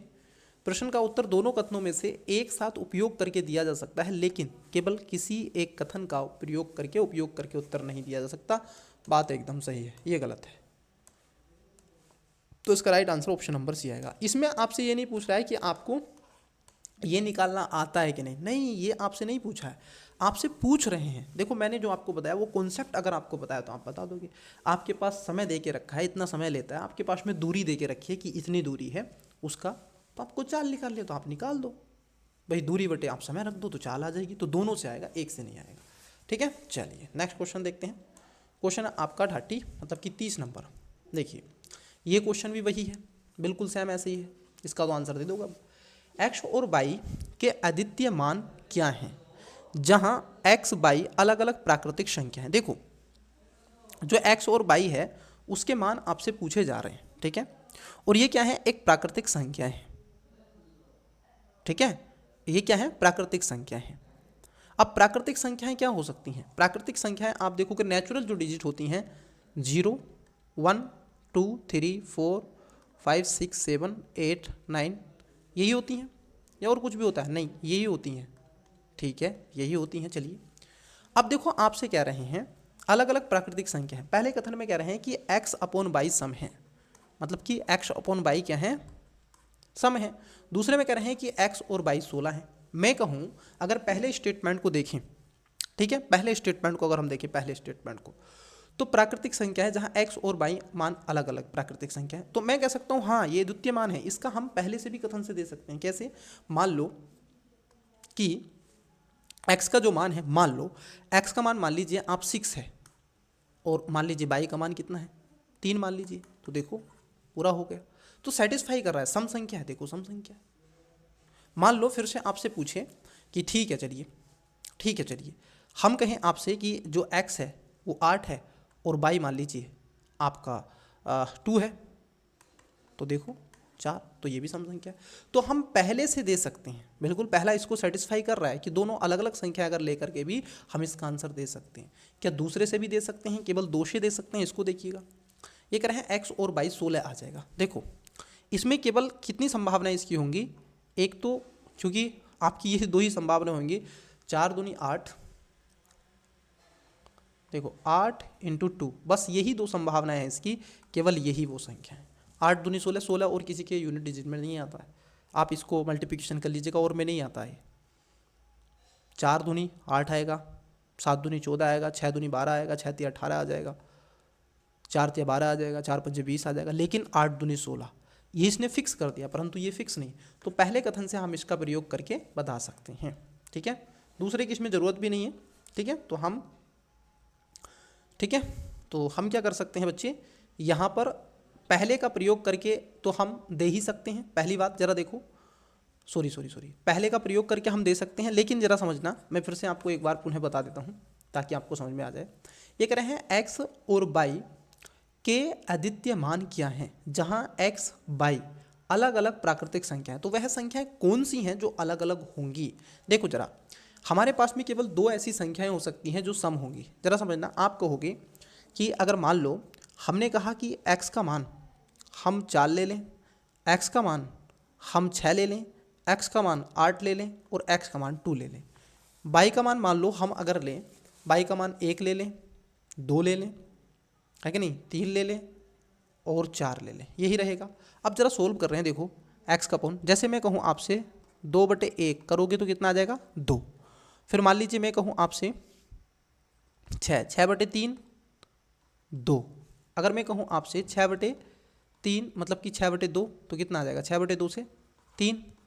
ठीक है, ये तो सम नहीं आ रहा, विषम आ रहा है, इससे भी सम आ रहा है, इससे भी। अब मान लो अगर मैं कहूँ आपसे कि 8 दूनी 16, यहाँ से ऊपर से x का मान 8 ले लिया और y का मान 2 ले लिया, तो 8 दूनी 16 मतलब कि सॉरी इसको भाग कर रहे हैं हम, यहाँ की डिवाइड कर रहे हैं, तो ये आ जाएगा 4। तो देखो क्या है, सम संख्या है। अब यहाँ पर जरा समझना, इसका गुणज भी क्या हो जाएगा, 8 दूनी 16। तो केवल यही वो संख्या है 8 और 2 दोनों से सेटिस्फाई होगी बच्चे, एक से नहीं, क्योंकि दोनों कथन से सेटिस्फाई हमें करना पड़ेगा। तो 8 और 2 इसमें संख्याएं वो आएंगी। एक का मान हम 8 ले लेंगे। अब किसका मान 8 लेंगे, यहाँ पर ये भी निर्धारित कर देते हैं। तो x का मान 8 होगा और y का मान 2 होगा। और यदि आप 8 × 2 करोगे तो ये 16 आ जाएगा। तो इसमें पहला कथन भी और दूसरा कथन दोनों अनिवार्य हैं बच्चे। तो इसका क्या आएगा, right answer option number C आ जाएगा। इसमें उत्तर देने के लिए आप देखोगे कथन दोनों का एक साथ प्रयोग किया जाए तभी आप इसका आंसर दे सकते हैं। पहले से इसका आंसर आप नहीं निकाल सकते हैं, क्योंकि सम आपको बनाना है। केवल यही वो संख्या है जो अद्वितीय मान भिन्न भी रखती है और यही इसका प्रयोग करके दे सकती है। चलिए नेक्स्ट क्वेश्चन की तरफ बढ़ते हैं। आइए, पैसेज है आपका परिच्छेद, पढ़िएगा परिच्छेद क्या है। राष्ट्र एक विशेष भूभाग से अपनी पहचान बनाते। देखो अब किस पर दे दिया है, इन्होंने राष्ट्र पर ये क्वेश्चन दिया है, ठीक है। कोई डेमोक्रेसी ऐसे शब्द देंगे तो राष्ट्र के ऊपर है ये शब्द।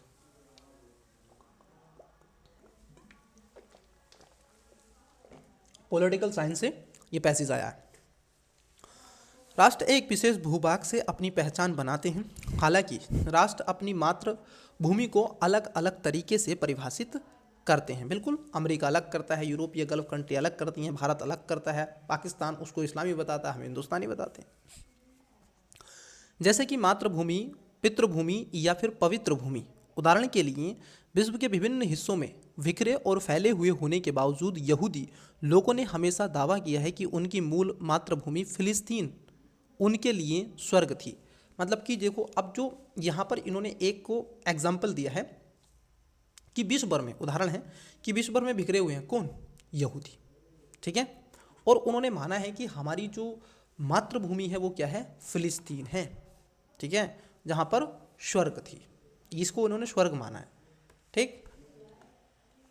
भारतीय राष्ट्र भारतीय उपमहाद्वीप की नदियों, पहाड़ों और क्षेत्रों से अपनी पहचान बनाता है। हालांकि चूंकि एक से अधिक लोग एक ही भूभाग पर दावा कर सकते हैं, इसलिए मातृभूमि की आकांक्षा विश्व में संघर्ष का एक प्रमुख कारण रही है। इसके लिए 3 प्रश्न बताने हैं। बताइए, देखिए 3 प्रश्न पूछे हैं, इस पर आपको 3 प्रश्नों के उत्तर देने हैं। चलिए एक एक करके बात करते हैं। देखो क्वेश्चन नंबर है 31, 4 स्टेटमेंट है। पहला स्टेटमेंट को समझते हैं। चलिए देखिए क्या है।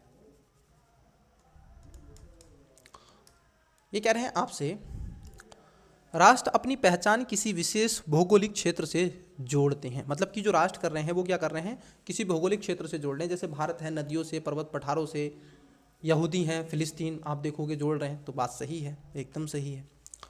विभिन्न संस्कृतियां और समूह अपनी मातृभूमि का वर्णन करने के लिए अलग अलग शब्दों का प्रयोग करते हैं, ये बात भी सही है। कोई मातृभूमि को दर्शाता है, कोई पितृभूमि को दर्शाता है, कोई पवित्र भूमि को दर्शाता है, ये भी सही है। क्षेत्रीय विवाद इसलिए उत्पन्न होते हैं क्योंकि कई समूह एक ही भूमि पर दावा कर सकते हैं। जैसे फिलिस्तीन में ये संघर्ष हुआ है, त्रिस्तरीय संघर्ष है, वो कहते हैं हमारा है, वो कहते हैं हमारा है, तो ये भी सही है। चौथा है कि सभी राष्ट्र अपनी मातृभूमि को पवित्र और धार्मिक रूप से महत्व रूप से मानते हैं। अब देखो शब्द यहाँ पर क्या है, इन्होंने धार्मिकता की बात करी है, ठीक है, और इन्होंने कहा है सभी राष्ट्र अपनी मातृभूमि को पवित्र मानते हैं। कोई पितृभूमि को भी मानता है, और ये कह रहे हैं धार्मिक रूप से महत्व मानते हैं, ऐसा नहीं।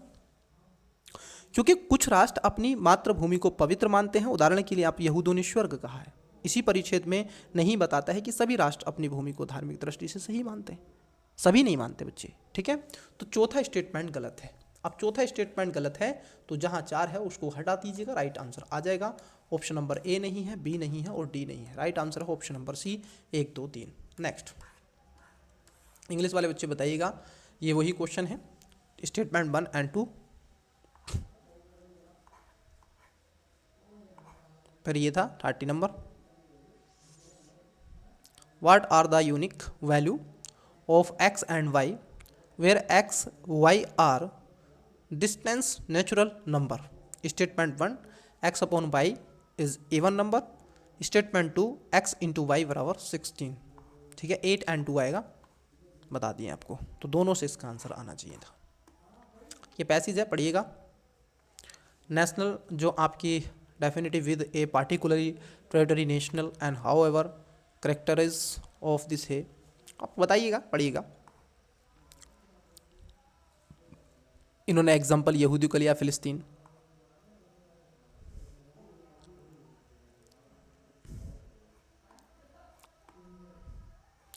यहाँ पर ये 4 स्टेटमेंट है और ये इसके स्टेटमेंट के क्वेश्चन। आइए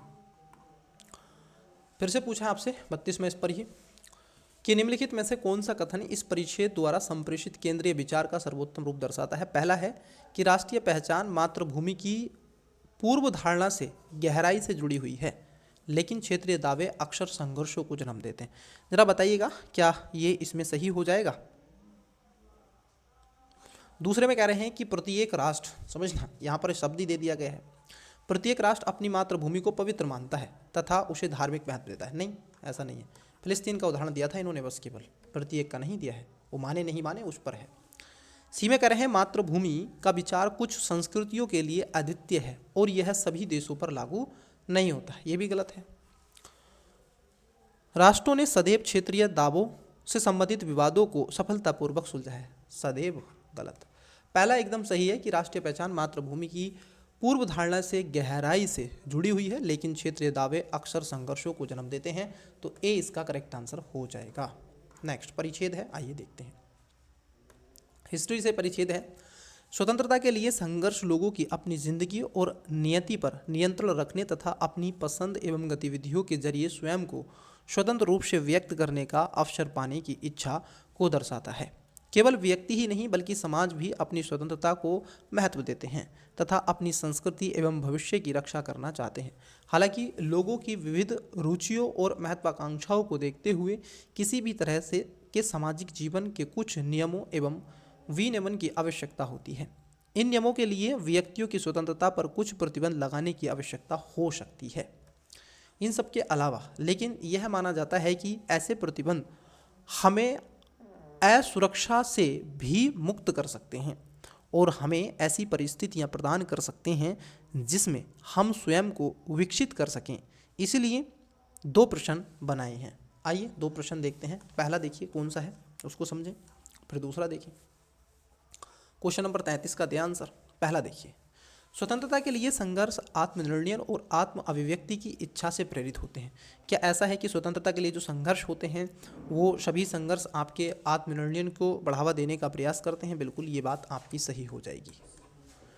दूसरे स्टेटमेंट में कह रहे हैं कि व्यक्तियों की तरह समाज भी अपनी स्वतंत्रता को महत्व देता है तथा अपनी संस्कृति और भविष्य की रक्षा करने का प्रयास करता है। समाज भी बिल्कुल ऐसा काम करता है जिस तरीके से ये सारी चीज़ें होती हैं। तो आपका दूसरा स्टेटमेंट भी यहाँ पर सही है। तीसरे में कह रहे हैं नियमों और विनियमों के बिना पूर्ण स्वतंत्रता सामाजिक जीवन का आदर्श रूप है। अब जरा समझो, यहाँ पर ये कह रहे हैं कि उनके बिना, किसके बिना? नियमों और विनियमों के बिना नहीं। पूर्ण स्वतंत्रता सामाजिक जीवन का आदर्श नहीं महोदय, इसमें नियम भी होने चाहिए, रूल रेगुलेशन होने बहुत जरूरी है, अन्यथा समाज में दुष्प्रचारिता हो जाती है, मतलब कि उसका जो अस्तित्व है वो समापन की तरफ चला जाता है। चौथे में कह रहे हैं व्यक्तिगत स्वतंत्रता पर प्रतिबंध कभी कभी सुरक्षा और व्यक्तिगत विकास को बढ़ावा दे सकते हैं या फिर बढ़ा सकते हैं। ये बात सही है कि व्यक्तिगत स्वतंत्रता पर प्रतिबंध कभी कभी क्या कर सकते हैं? सुरक्षा और व्यक्तिगत विकास को बढ़ावा दे सकते हैं, मतलब कि सबका साथ, सबका विकास, सबका प्रयास और सबके आवाज़ को बात करेंगे। तो देखो यहाँ पर क्या है, पहला और दूसरा स्टेटमेंट सही है, तीसरा गलत है और चौथा स्टेटमेंट सही है। जहाँ पर 3 होगा उसको कट कर देंगे, आंसर मिल जाएगा हमको। 3 इसमें है नहीं तो ये आंसर नहीं है, ये नहीं है, तो right answer option number D हो जाएगा, 1, 2, 4। नेक्स्ट क्वेश्चन पूछा गया है पूर्व धारणाएं वाला। बताइएगा क्वेश्चन क्या है, कमेंट्स करिएगा बच्चे। 34 नंबर का राइट आंसर पढ़ देते हैं। निम्नलिखित पूर्व धारणाएं बनाई गई। पहला, सामाजिक नियमों का अस्तित्व आवश्यक रूप से स्वतंत्रता की अवधारणा का खंडन नहीं करता है। बहुत ही बेहतरीन स्टेटमेंट पूछ दिया आपसे, ठीक है, बहुत ही महत्वपूर्ण स्टेटमेंट पूछ दिया कि सामाजिक नियमों का अस्तित्व आवश्यक रूप से स्वतंत्रता की अवधारणा का खंडन नहीं करता है। दूसरे में कह रहे हैं व्यक्तियों और समाजों को व्यवस्था एवं विनियमन के लिए स्वतंत्रता का पूर्णतः त्याग करना होगा। क्या ऐसी बात कही गई है कि पूर्णतः त्याग करना पड़ेगा? नहीं, उनका होना बहुत जरूरी है, ठीक है। किसका? विनियमन का। तो दूसरा गलत है, पहला स्टेटमेंट सही है। पूछा है कि कौन सी पूर्व धारणाएं मान्य है, तो एक केवल इसका राइट आंसर हो जाएगा option number A. Question easy है बच्चे, रीजनिंग का क्वेश्चन है। कुछ बच्चे कहते हैं मेरा रीजनिंग बहुत फास्ट है, देखते हैं कितना फास्ट है। 35 का आंसर दीजिएगा। किसी निश्चित भाषा देकर के रखिए, यहाँ पर मैन मेड को लिखा गया है इसमें, ठीक है, LZMLZCD के रूप में कूटबद्ध किया गया है। और कौन सा विकल्प हाउस, मतलब कि आप देखोगे जो HOUSE को, ठीक है, होजी को लिए कूटबद्ध किया जाएगा। तो ये बताना है आपको मैन मेड का। देखो इसमें क्या कर रहे हैं, मैं आपको हिंट्स दे देता हूँ, आंसर आपको कमेंट्स कर देना है। देखो बच्चे ये क्या कर रहे हैं, यहाँ पे है 13, तो माइनस का 1 कर दिया, क्या आ गया, माइनस का 1 कर दिया तो 12 आ गया। यह है 1, इसमें प्लस का 1 जोड़ दिया। देखो 1 में से माइनस का 1 घटाएंगे तो जेड ही आएगा। 14 में से माइनस का 1 घटाएंगे, ठीक है, यहाँ पर भी माइनस आ गया तो 13 आ जाएगा। 13 में से माइनस का 1 घटाएंगे तो कितना आ जाएगा, 12 आ जाएगा। ए में से फिर माइनस का 1 घटाएंगे तो जेड आ जाएगा। डी में से फिर माइनस का 1 घटाएंगे तो सी आ जाएगा, डी 4 पे होता है ना। अब ई में से फिर माइनस का 1 घटाएंगे तो आपका क्या आ जाएगा, डी आ जाएगा। बस यही करना है, सब में से माइनस का 1 घटा देना है। चलो बताओ इसका राइट आंसर क्या है, कमेंट्स में करो, कमेंट्स दबा के ठोको। 35 का राइट आंसर ठोको बच्चे, हिंट्स मैंने दे दिया है। आइए, निम्नलिखित श्रृंखला से लुप्त पद ज्ञात करें। अब देखो यहाँ पर आपको एक पद दे के रखा है, लुप्त पद। अब आपको लुप्त पद बता देना है। कैसे बताओगे, बड़ा ही अच्छा डिफिकल्ट क्वेश्चन बनाए हैं बच्चे, बड़ा ही अच्छा डिफिकल्ट क्वेश्चन बनाए हैं बच्चे। ठोको बच्चे ठोको। देखो यहाँ पर कह रहे हैं, ये कॉम्बिनेशन परमुनेशन वाले सिस्टम को दर्शाने का प्रयास किया गया है। 1D1 अगर आप देखोगे तो इसको बराबर 1 + 1 बराबर कितना, 2, ठीक है। फिर उसके बाद आता है 2 × 2 4, तो D का मान कितना आएगा, 4 आएगा। वही कह रहे हैं 2S2, तो ये आ जाएगा 2 + 2 कितना आएगा, 4। अब 4 × 2 सॉरी, तो कितना आ जाएगा, 8, ठीक है। वैसे कह रहे हैं कि 3L3, तो कहोगे 3 + 3 6 × 2 कितना आएगा, 12। उसके बाद आपसे जो आएगा नेक्स्ट, जो भी आएगा 4, अब आ जाएगा आपका नेक्स्ट जो आएगा, ये आ जाएगा नेक्स्ट, यहाँ पे लिख देते हैं, ये आ जाएगा आपका 4P4, तो ये आ जाएगा बराबर 4 + 4 बराबर 8 × 2, तो 8 दूनी 16। तो इसका राइट आंसर क्या आना चाहिए था, ऑप्शन नंबर सी, ठीक है, ये इसका करेक्ट आंसर आ जाएगा। एक सीक्वेंस में अगर ये चल रहा है तो यही इसका राइट आंसर आएगा। 4 दूनी 8, 8 में फिर 4 12, 4 16, तो right answer option number C आ जाएगा, ये इसकी श्रृंखला में आएगा। नेक्स्ट बताइए राइट आंसर क्या है, क्वेश्चन नंबर है नेक्स्ट। देखिए क्वेश्चन क्या कह रहे हैं, रेखा की ओर इशारा करते हुए सूरज ने कहा, वाह वाह रे वाह। अब देखो कल्पना कर लो, मैं देखो कैसे करता हूँ, मैं अपना बता रहा हूँ as a teacher, as a mentor, as a educator के नाते, ठीक है। यूपीएससी का एक एक्सपीरियंस आपके साथ में शेयर करता हूँ, जो मेरा अनुभव रहा है वो सभी को आपको वितरित करने का प्रयास करता हूँ, ताकि आप उसमें से जो आपके मतलब का है उसको निकाल सके और अपनी जर्नी को और आसान बना सके। देखो ये कह रहे हैं, रेखा की ओर इशारा करते हुए सूरज ने कहा। अब मैं यहाँ पर रेखा पेखा नहीं मानूंगा, मैं अपने मित्र को मान लूँगा, किसी दोस्त को मान लूँगा, ठीक है, और अपने आप को रख दूंगा बस, या अपने आप को सूरज मान लूँगा और रेखा किसी और को मान लूँगा, मेरी दोस्त है मान लो, ठीक है, मेरी दीदी है मान लो, मम्मी है मान लो, जो भी, ठीक है, मैं कुछ भी मान लेता हूँ। तो ऐसे आप मान लें, इसको अपने रिलेशन में तोल दो तो आंसर ईजी हो जाएगा। चलो देखो, रेखा की ओर इशारा करते हुए, रेखा की ओर इशारा करते हुए सूरज ने कहा, ठीक है, वह उस महिला की बेटी है। अब देखो किस महिला की बेटी है, थोड़ा सा जरा समझते हैं ताकि आपको समझ में आए। देखो अब ये भाई साहब क्या कह रहे हैं, यहाँ पर है रेखा और इधर है सूरज। अब इन्होंने कहा रेखा की ओर इशारा करते हुए सूरज ने कहा वह उस महिला की बेटी है। अब ये जो है ना, इसकी जो मदर है वो यहाँ होंगी, मान लो इसकी मदर एक्स थी, ठीक है, बेटी है जो मेरी माँ के पति की माँ है। जरा समझना, अब उसने क्या कहा सूरज ने, जो मेरी माँ के, अब देखो जो मेरी, इसकी माँ होगी कोई, मेरी माँ के पति की माँ है, जो, अब देखो इसने कहा ना महिला की बेटी है जो मेरी माँ के पति की माँ। अब इसकी जो सूरज की माँ है, मान लो सूरज की माँ है बाई, और सूरज की माँ है बाई और उसके पापा मान लेते हैं टी है, मान लो इसके पापा टी हैं, ये इसकी मदर है। अब ये क्या है, इसकी माँ है क्योंकि इसकी दादी, ठीक है, कह रहा ना माँ के पति की माँ है, माँ के पति की माँ मतलब कि मेरे पिता की माँ है, मतलब कि मेरी दादी लगी। सूरज की कौन लगी, एक्स जो लगी, दादी लगी। अब रेखा सूरज से किस प्रकार संबंधित है? अब रेखा का सूरज से क्या संबंध है? अब देखो ये इसकी माँ है ना, तो समझना, तो ये जो टी है ना, टी की क्या होगी, ये बहन होगी। रेखा जो होगी टी की बहन होगी, और ये इनका पुत्र है, तो बताओ क्या लगेगा भाई, मेरे बुआ लगेगी। ठीक है, क्या लगेगी, बुआ लगेगी। ठीक है, बेटी नहीं लगेगी, भतीजी नहीं लगेगी, भांजी नहीं लगेगी, बुआ लगेगी, क्योंकि ये इसके पिता की बहन है। कौन, रेखा। डी इसका राइट आंसर आ जाएगा। रेखा तुझे किसी ने नहीं देखा। ठीक है, चलो बुआ लगेंगी भाई। नेक्स्ट क्वेश्चन है आपका 38 नंबर। बहुत ही इजी सा क्वेश्चन है, बताइएगा। ये तो आप पढ़ ही लेते हैं, ये तो सब जानते ही हैं, उत्तर दक्षिण पूर्व पश्चिम सभी को जानते हैं ऐसे। ये है नॉर्थ, ये है साउथ, ये है ईस्ट, ये है west, north east, south west, north west, south east. अब ये मैंने आपके लिए बना दिया है, बस आपको बता देना। पढ़ देता हूँ क्वेश्चन क्या है, आंसर दीजिएगा। रवि उत्तर पूरब की दिशा की ओर चलता है, उत्तर पूरब की दिशा की ओर।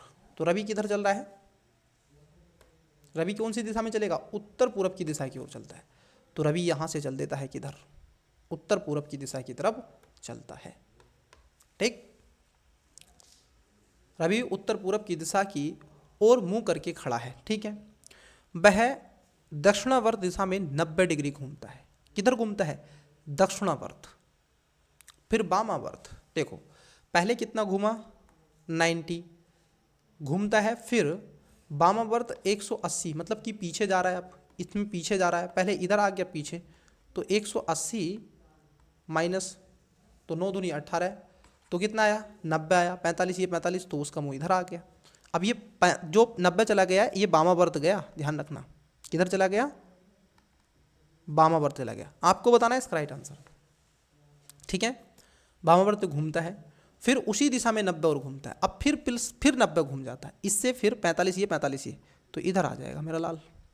ठीक है, अब वह किस दिशा की ओर मुंह करके खड़ा है, तो किस दिशा की ओर खड़ा है बताओ, किधर खड़ेगा बच्चे, ये दक्षिण, ये दक्षिण, बताओ। राइट आंसर आपको कमेंट्स देना है, पूरा कर दिया हूँ, करेक्ट आंसर दो बच्चे, इसी से बना लेंगे आप। चलिए ठीक है, सब क्वेश्चन कर दिया मैंने मजे मजे में। इंग्लिश वाले बच्चे पैसेज नंबर 2 पढ़ें और राइट आंसर देने का प्रयास करें। पैसेज को आराम से वीडियो को पॉज करके पढ़ें, सबको एक साथ लेके चलेंगे।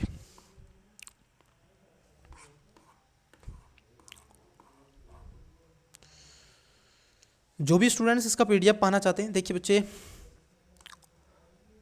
जिस स्टूडेंट्स ने 2025 का अटेम्प्ट देना है तो आवश्यक रूप से कमेंट्स में अपना नाम लिखें। ठीक है, कि यस सर मैंने फॉर्म फिलअप करवा दिया है, वो लिखें, बताएं। उनके लिए कुछ मेरी तरफ से रहेगा, ताकि मैं आपको, अब कुछ बच्चे होंगे तो मैं उनका ग्रुप बना दूंगा। ठीक है, और मुझे वो इंस्टा पर ज़रूर मैसेज करें। ठीक है, चाहे 2 मिनट के लिए वो क्या कर लें, इंस्टा अपने आप में ले लें और एक कोई भी नाम से, ऐसे यूज़र नाम से आईडी बना लें और मुझे मैसेज कर दें, और आप अपना वहाँ पर मुझे नंबर भेज दें। ठीक है, ताकि मैं आपको एक ग्रुप में जोड़ सकूँ। आपके लिए कुछ चीज़ें मुझे देनी है जो आपके लिए बेनिफिट हो सकती हैं। चलिए, तो इसका राइट आंसर आपको देना है, Ravi is facing the north east direction, he turn 90 degree in this a clockwise direction and then 180 degrees in this anti-clockwise direction and then another 90 degree in the some direction. Which direction is the facing now? तो south west की तरफ जाएगा मेरा लाल। रवि, रवि मेरा भतीजा है, सच में मेरा भतीजा रवि। ठीक है, एक प्रश्न दिया गया है जिसके बाद 2 कथन, एक, अब देखो यहाँ पर कुछ कथन दे के रखे और आपसे पूछा है, बहुत बेहतरीन क्वेश्चन है बच्चे। ऐसा क्वेश्चन यूपीएससी ने 2023 में पूछा था, 24 में भी ऐसा क्वेश्चन पूछा है, तो इस पर आधारित क्वेश्चन आता है, ध्यान रखेंगे। इसको आप 5 स्टार दे दो मेरी तरफ से, बहुत ज़रूरी है ये क्वेश्चन। देखो आपके लिए प्रश्न क्या है, इन्होंने कहा है कि ABCDEFGHI 4 पुरुष वाले एक परिवार के सदस्य हैं। इसमें क्या है, ये जो ABCDHI है मतलब कि इसमें 4 देखो, 4 क्या हैं, मैन हैं, और 4 ही क्या हैं, वुमेन हैं। मतलब कि 4 ही महिलाएं, 4 ही पुरुष हैं, क्योंकि 8 हैं। अब प्रश्न क्या है, देखो ये कह रहे हैं F का A से क्या संबंध है। आपको बताना है कि F का A से क्या संबंध है।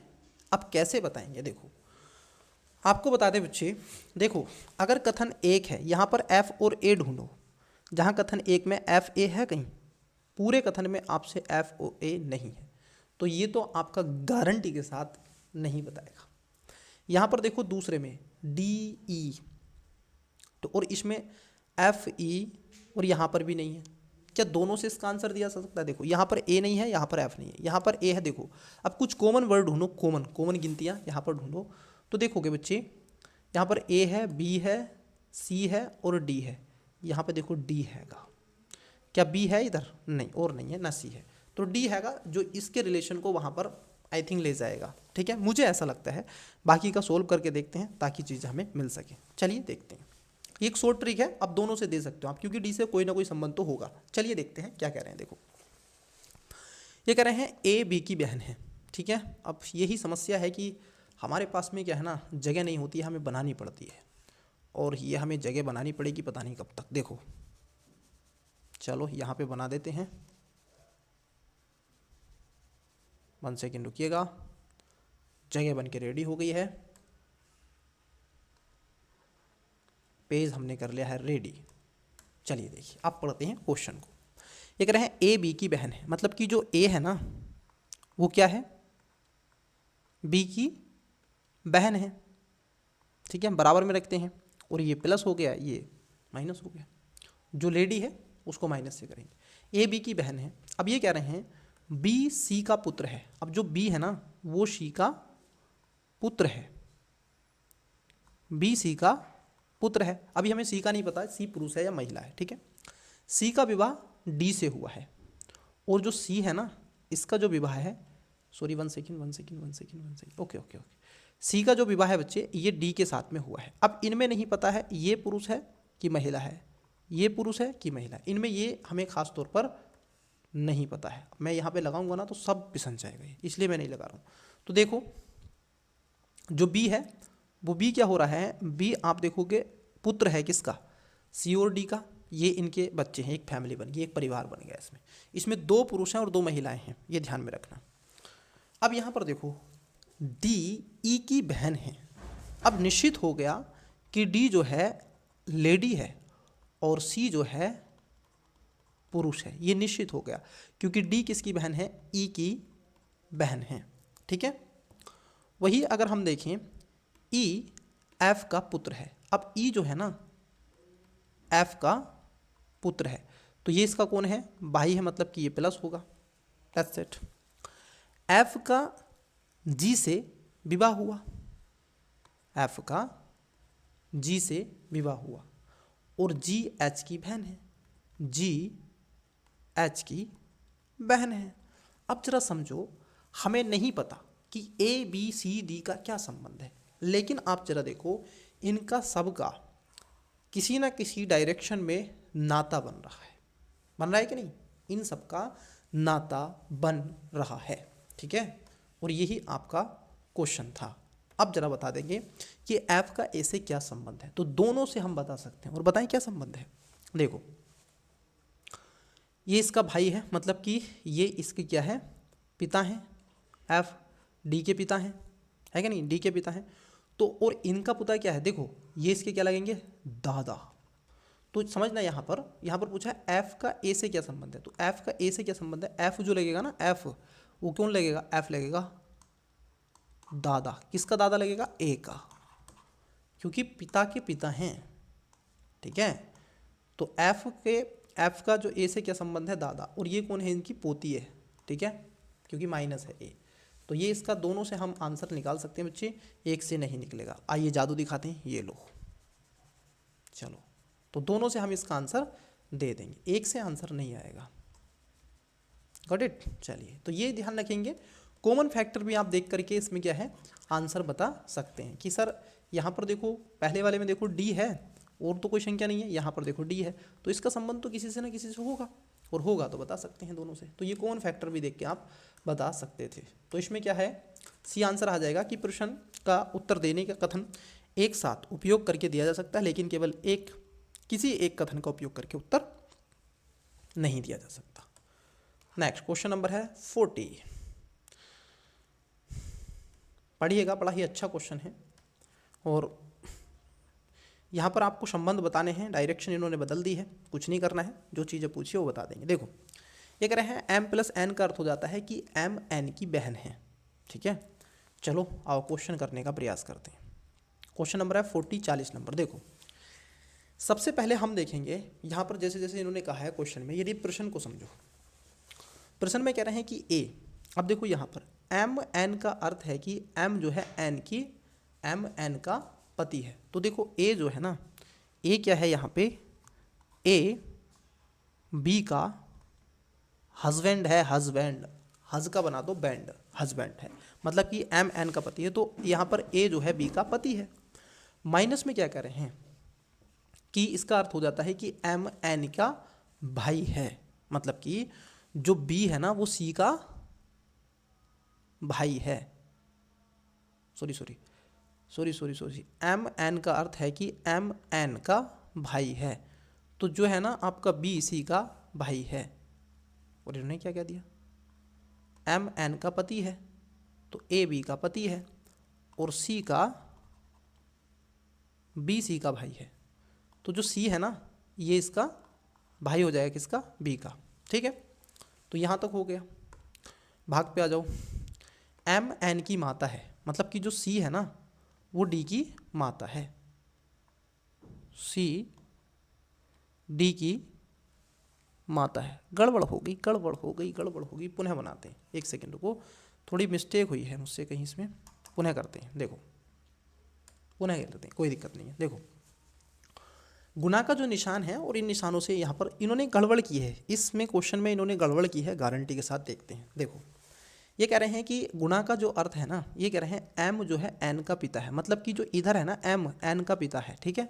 तो a b का पिता है, ठीक है, सॉरी पति लिखा था मैंने, तो a जो है ना a b का पिता है, ठीक है, अब ठीक है, a b का पिता है, अब सही बन जाएगा। फिर ये कह रहे हैं माइनस में कि m n का भाई है। अब देखो जो आपका b है ना वो c का क्या है, भाई है, ठीक है, ये c का भाई है, ठीक है, c का भाई हो गया। चलिए बात सही है।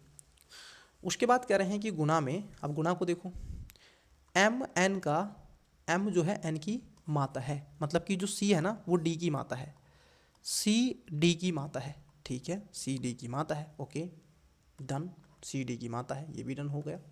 चलिए बहुत है, c d की माता है। तो a d से किस प्रकार संबंधित है, तो a d से किस प्रकार संबंधित, देखो बच्चे यहाँ पर जरा समझना, जो a है ना वो दादाजी लगेंगे, ठीक है, क्या लगेंगे, इनके दादाजी लगेंगे। अगर आप देखेंगे तो दादाजी इसमें आ जाएंगे, क्योंकि a किसके पिता हैं, a आप देखोगे b के पिता हैं, और b कौन है, c का भाई है, तो a c के भी पिता है, और इसका पुत्र है, इसकी पुत्री है या पुत्र है कौन, d, तो ये इसके भी पिता है, तो क्या लगेंगे, दादाजी।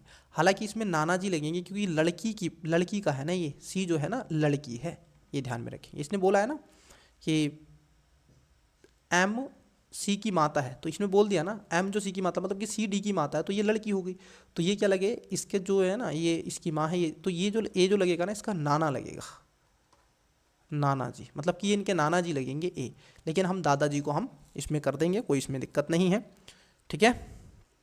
तो ध्यान में रखना है यहाँ पे, क्लियर हो गया। चलिए दादाजी को हम यहाँ पे रख लेंगे, क्योंकि इन्होंने ऑप्शंस ही नहीं दे के रखे होंगे, उपयुक्त में से कोई नहीं, दादाजी आ जाएगा, आप दादाजी कर लेंगे। चलिए ऐसे भी क्वेश्चन आते हैं, साथ चढ़ा देते हैं बच्चे, ध्यान रखो। चलिए मैं थोड़ा पानी पी लेता हूँ, इतना आप पैसेज पढ़ें।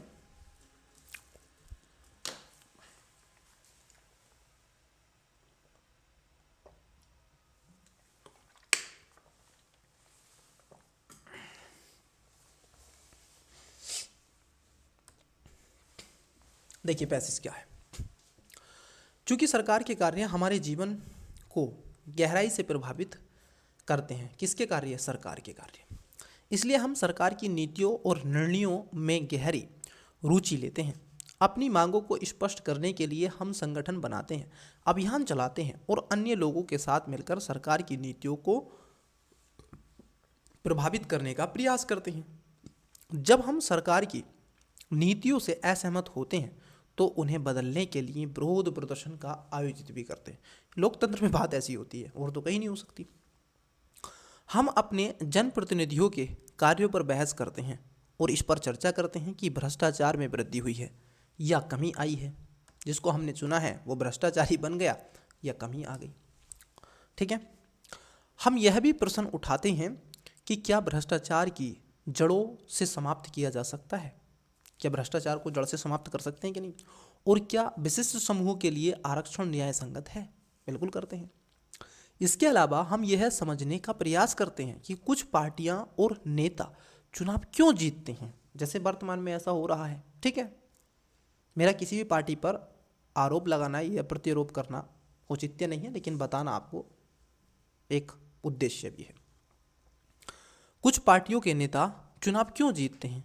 इस प्रकार हम समाज में व्याप्त अराजकता और राजनीति पतन के पीछे के तर्कों की खोज करते हैं और एक बेहतर विश्व के निर्माण की आकांक्षा रखते हैं। इसलिए परिच्छेद के लिए 2 प्रश्न बनाए हैं। आइए उन दोनों प्रश्नों को देखते हैं।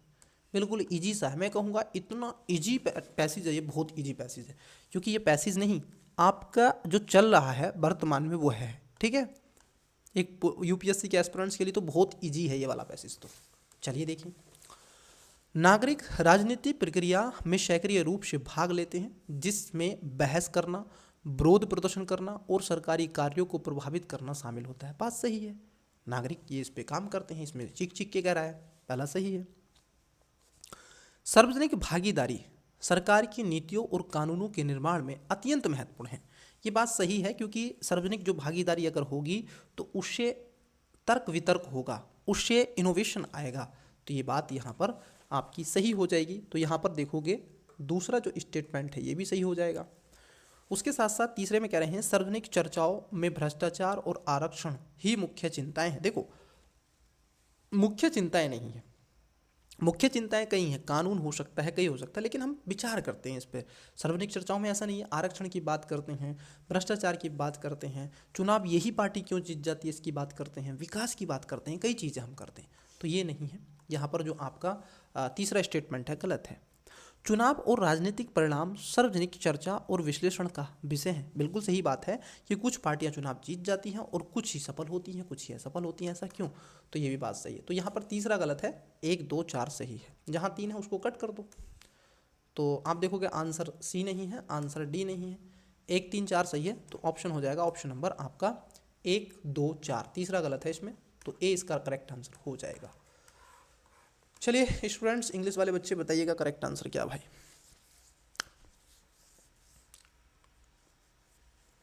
What is the relation of F to A? दोनों से बता सकते हो, एक से नहीं बता सकते। ये ऑप्शन है इसके। नेक्स्ट, ये यहाँ पर right the following information carefully and answer the question which follow. यहाँ पर कुछ इनका जो ए प्लस एन मतलब कि sorry M plus N means इसका देके रखा है कि is M is the sister of N. तो ये बता रहे हैं यहाँ पे, और यहाँ पर इसके आंसर हैं। तो ग्रैंड फादर हैं ना कि मदर हैं। ये पैसेज है नेक्स्ट, इसको वीडियो को पॉज करके पढ़ें। Since the action of government affect use deeply we take a lively interest in what government do we form association and organization campaigns to articles of our demand. We negotiate with others and try to shape the goals that government pursue. तो बस पढ़िएगा इसको अच्छे से। और बढ़िया से एकदम आंसर दीजिएगा, मस्त एकदम। चलिए, ये इसके सिटीजन एक्टिविटीज़, ये यहाँ पर ऑप्शन हैं, इसके स्टेटमेंट हैं और इधर ऑप्शन हैं।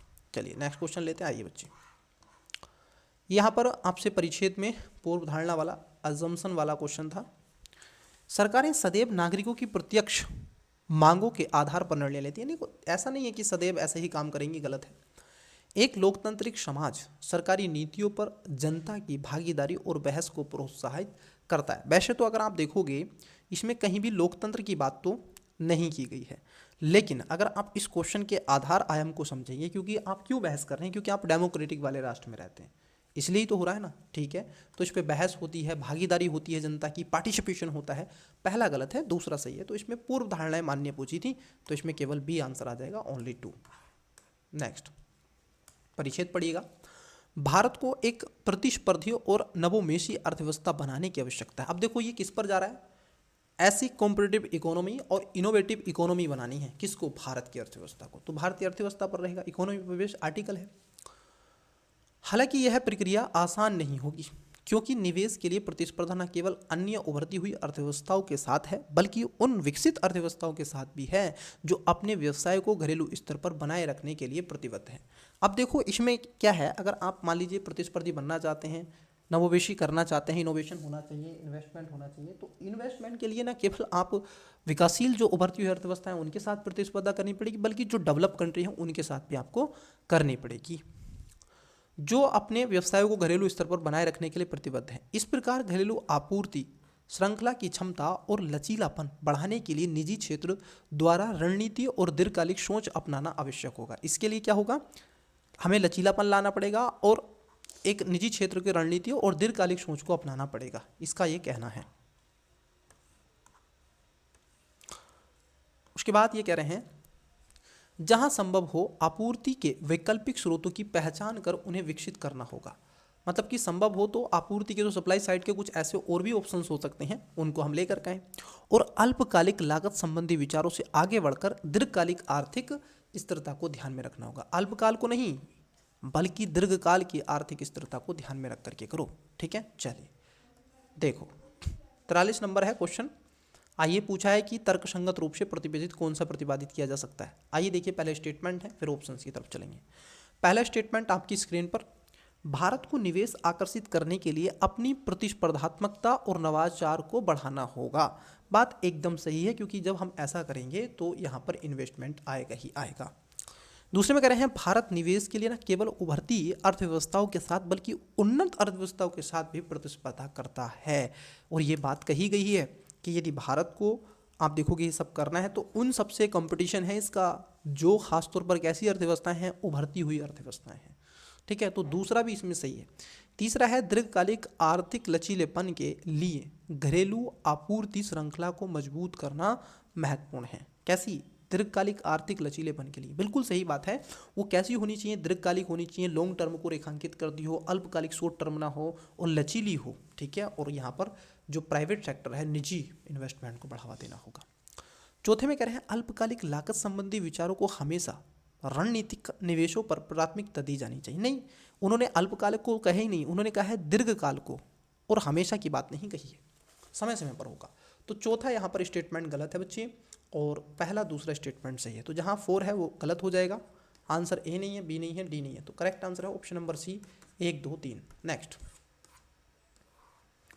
क्वेश्चन है आपका अंजम्पशन पर, मतलब कि पूर्व धारणा। 44 नंबर क्वेश्चन है, बताइएगा। 2 स्टेटमेंट है, देखिए पहला ये कह रहे हैं कि किसी देश की आर्थिक प्रतिस्पर्धात्मकता निवेश आकर्षित करने और घरेलू आपूर्ति श्रृंखला को मजबूत करने पर निर्भर करती है।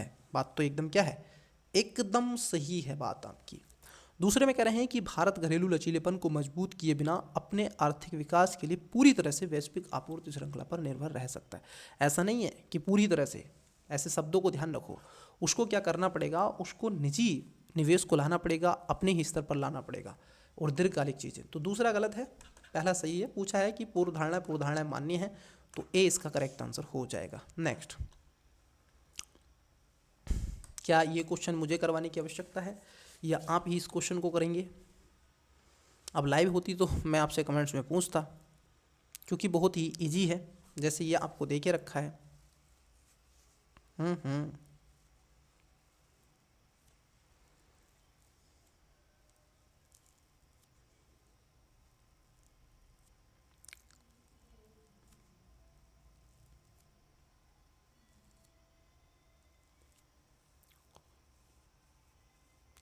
बहुत ही इजी है बच्चे, करिएगा, इसका आंसर आप दे सकते हैं।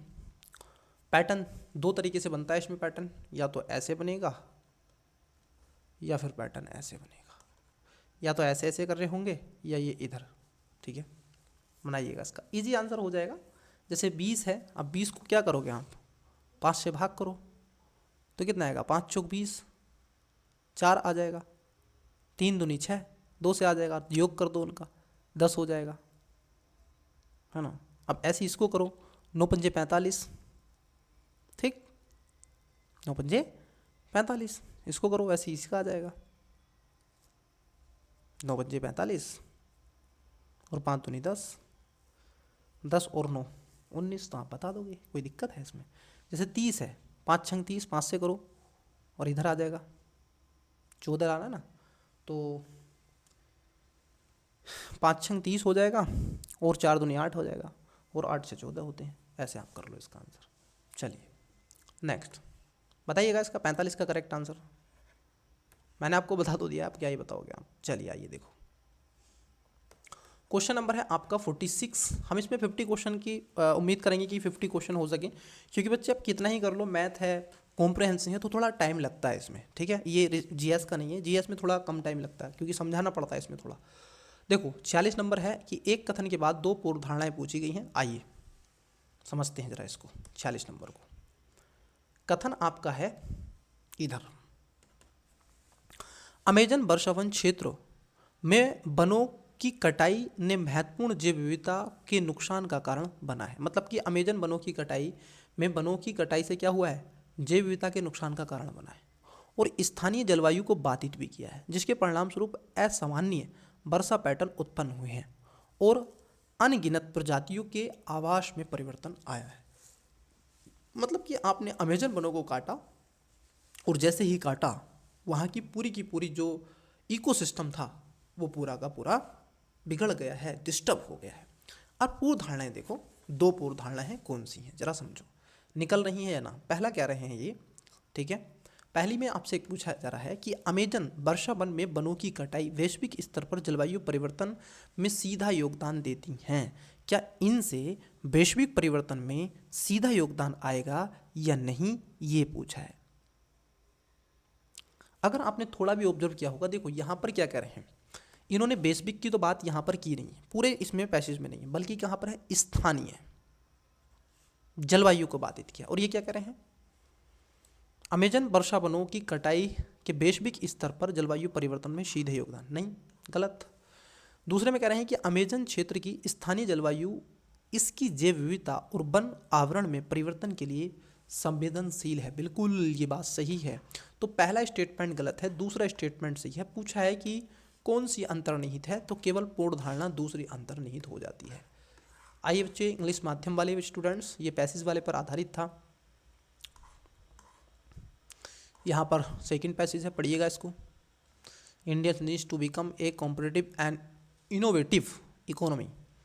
It will not be easy because competition for investment is not only with other emerging economy but advanced economics to who are determined to keep their business at home, equally investing in and strengthening domestic supply chain capability and reliances will be.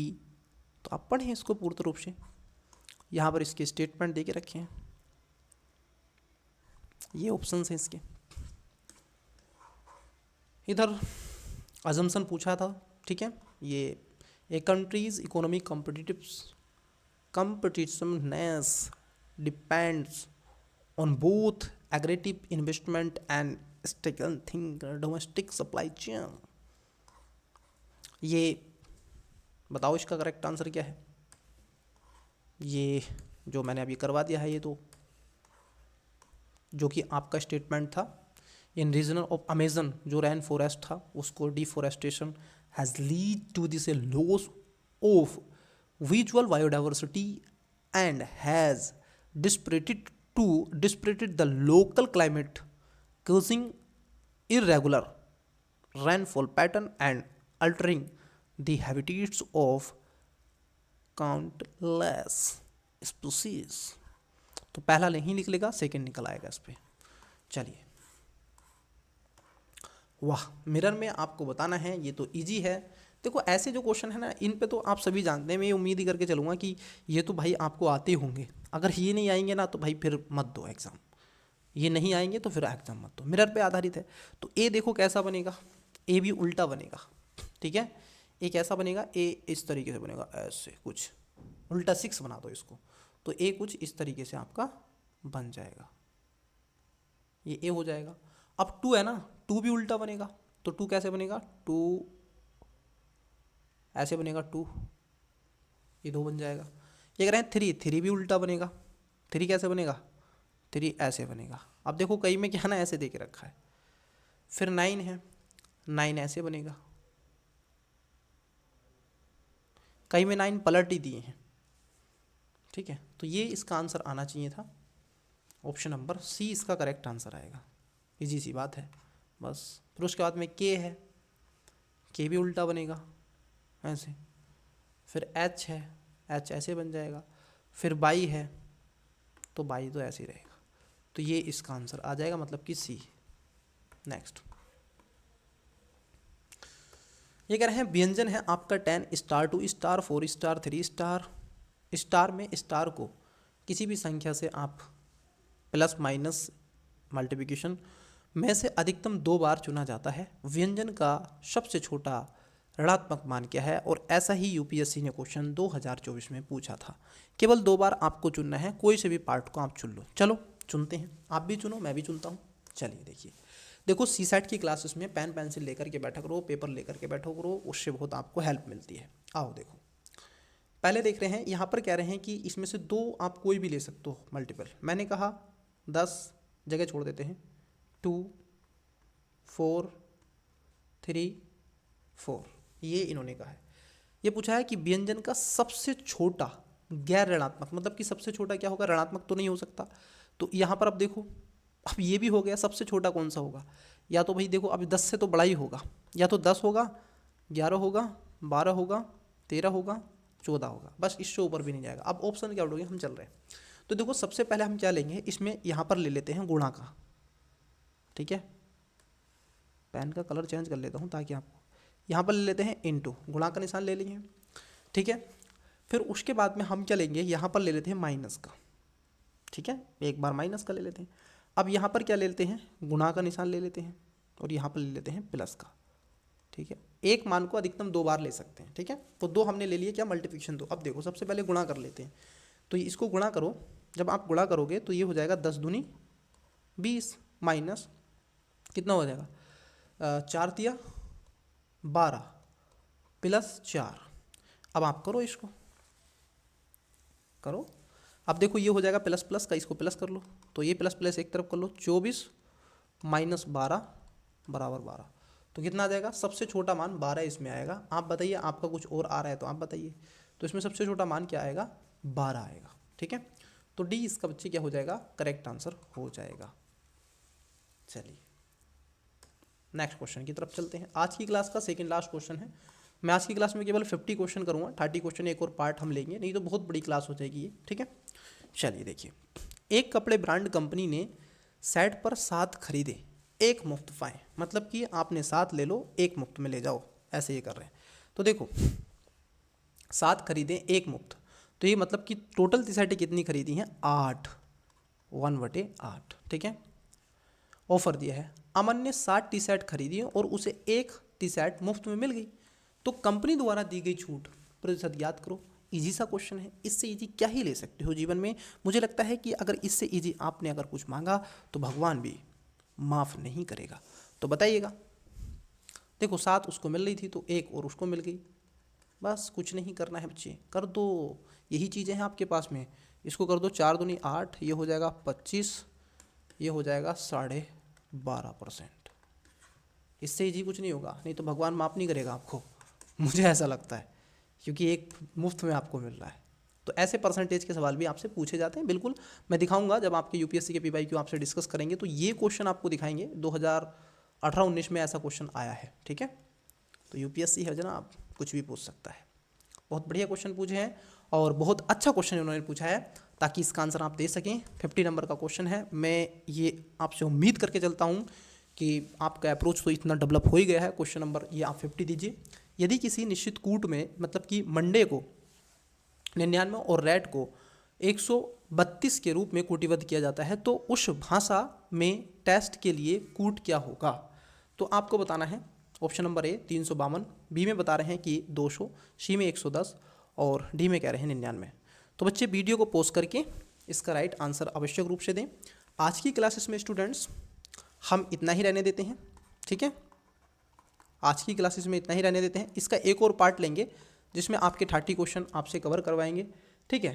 तो students मिलते हैं आपसे अगली classes में। तब तक के लिए बेस्ट ऑफ लक। चैनल को सब्सक्राइब नहीं किया है कर दीजिएगा, वीडियो को लाइक कीजिएगा। किस किस ने फॉर्म फिलअप करवाया जरूर बताइएगा, और कितने क्वेश्चन आपके राइट होते हैं वो भी कमेंट्स बॉक्स में बताते चलिएगा। चलिए मिलता हूँ नेक्स्ट क्लास में। Best of luck, bye.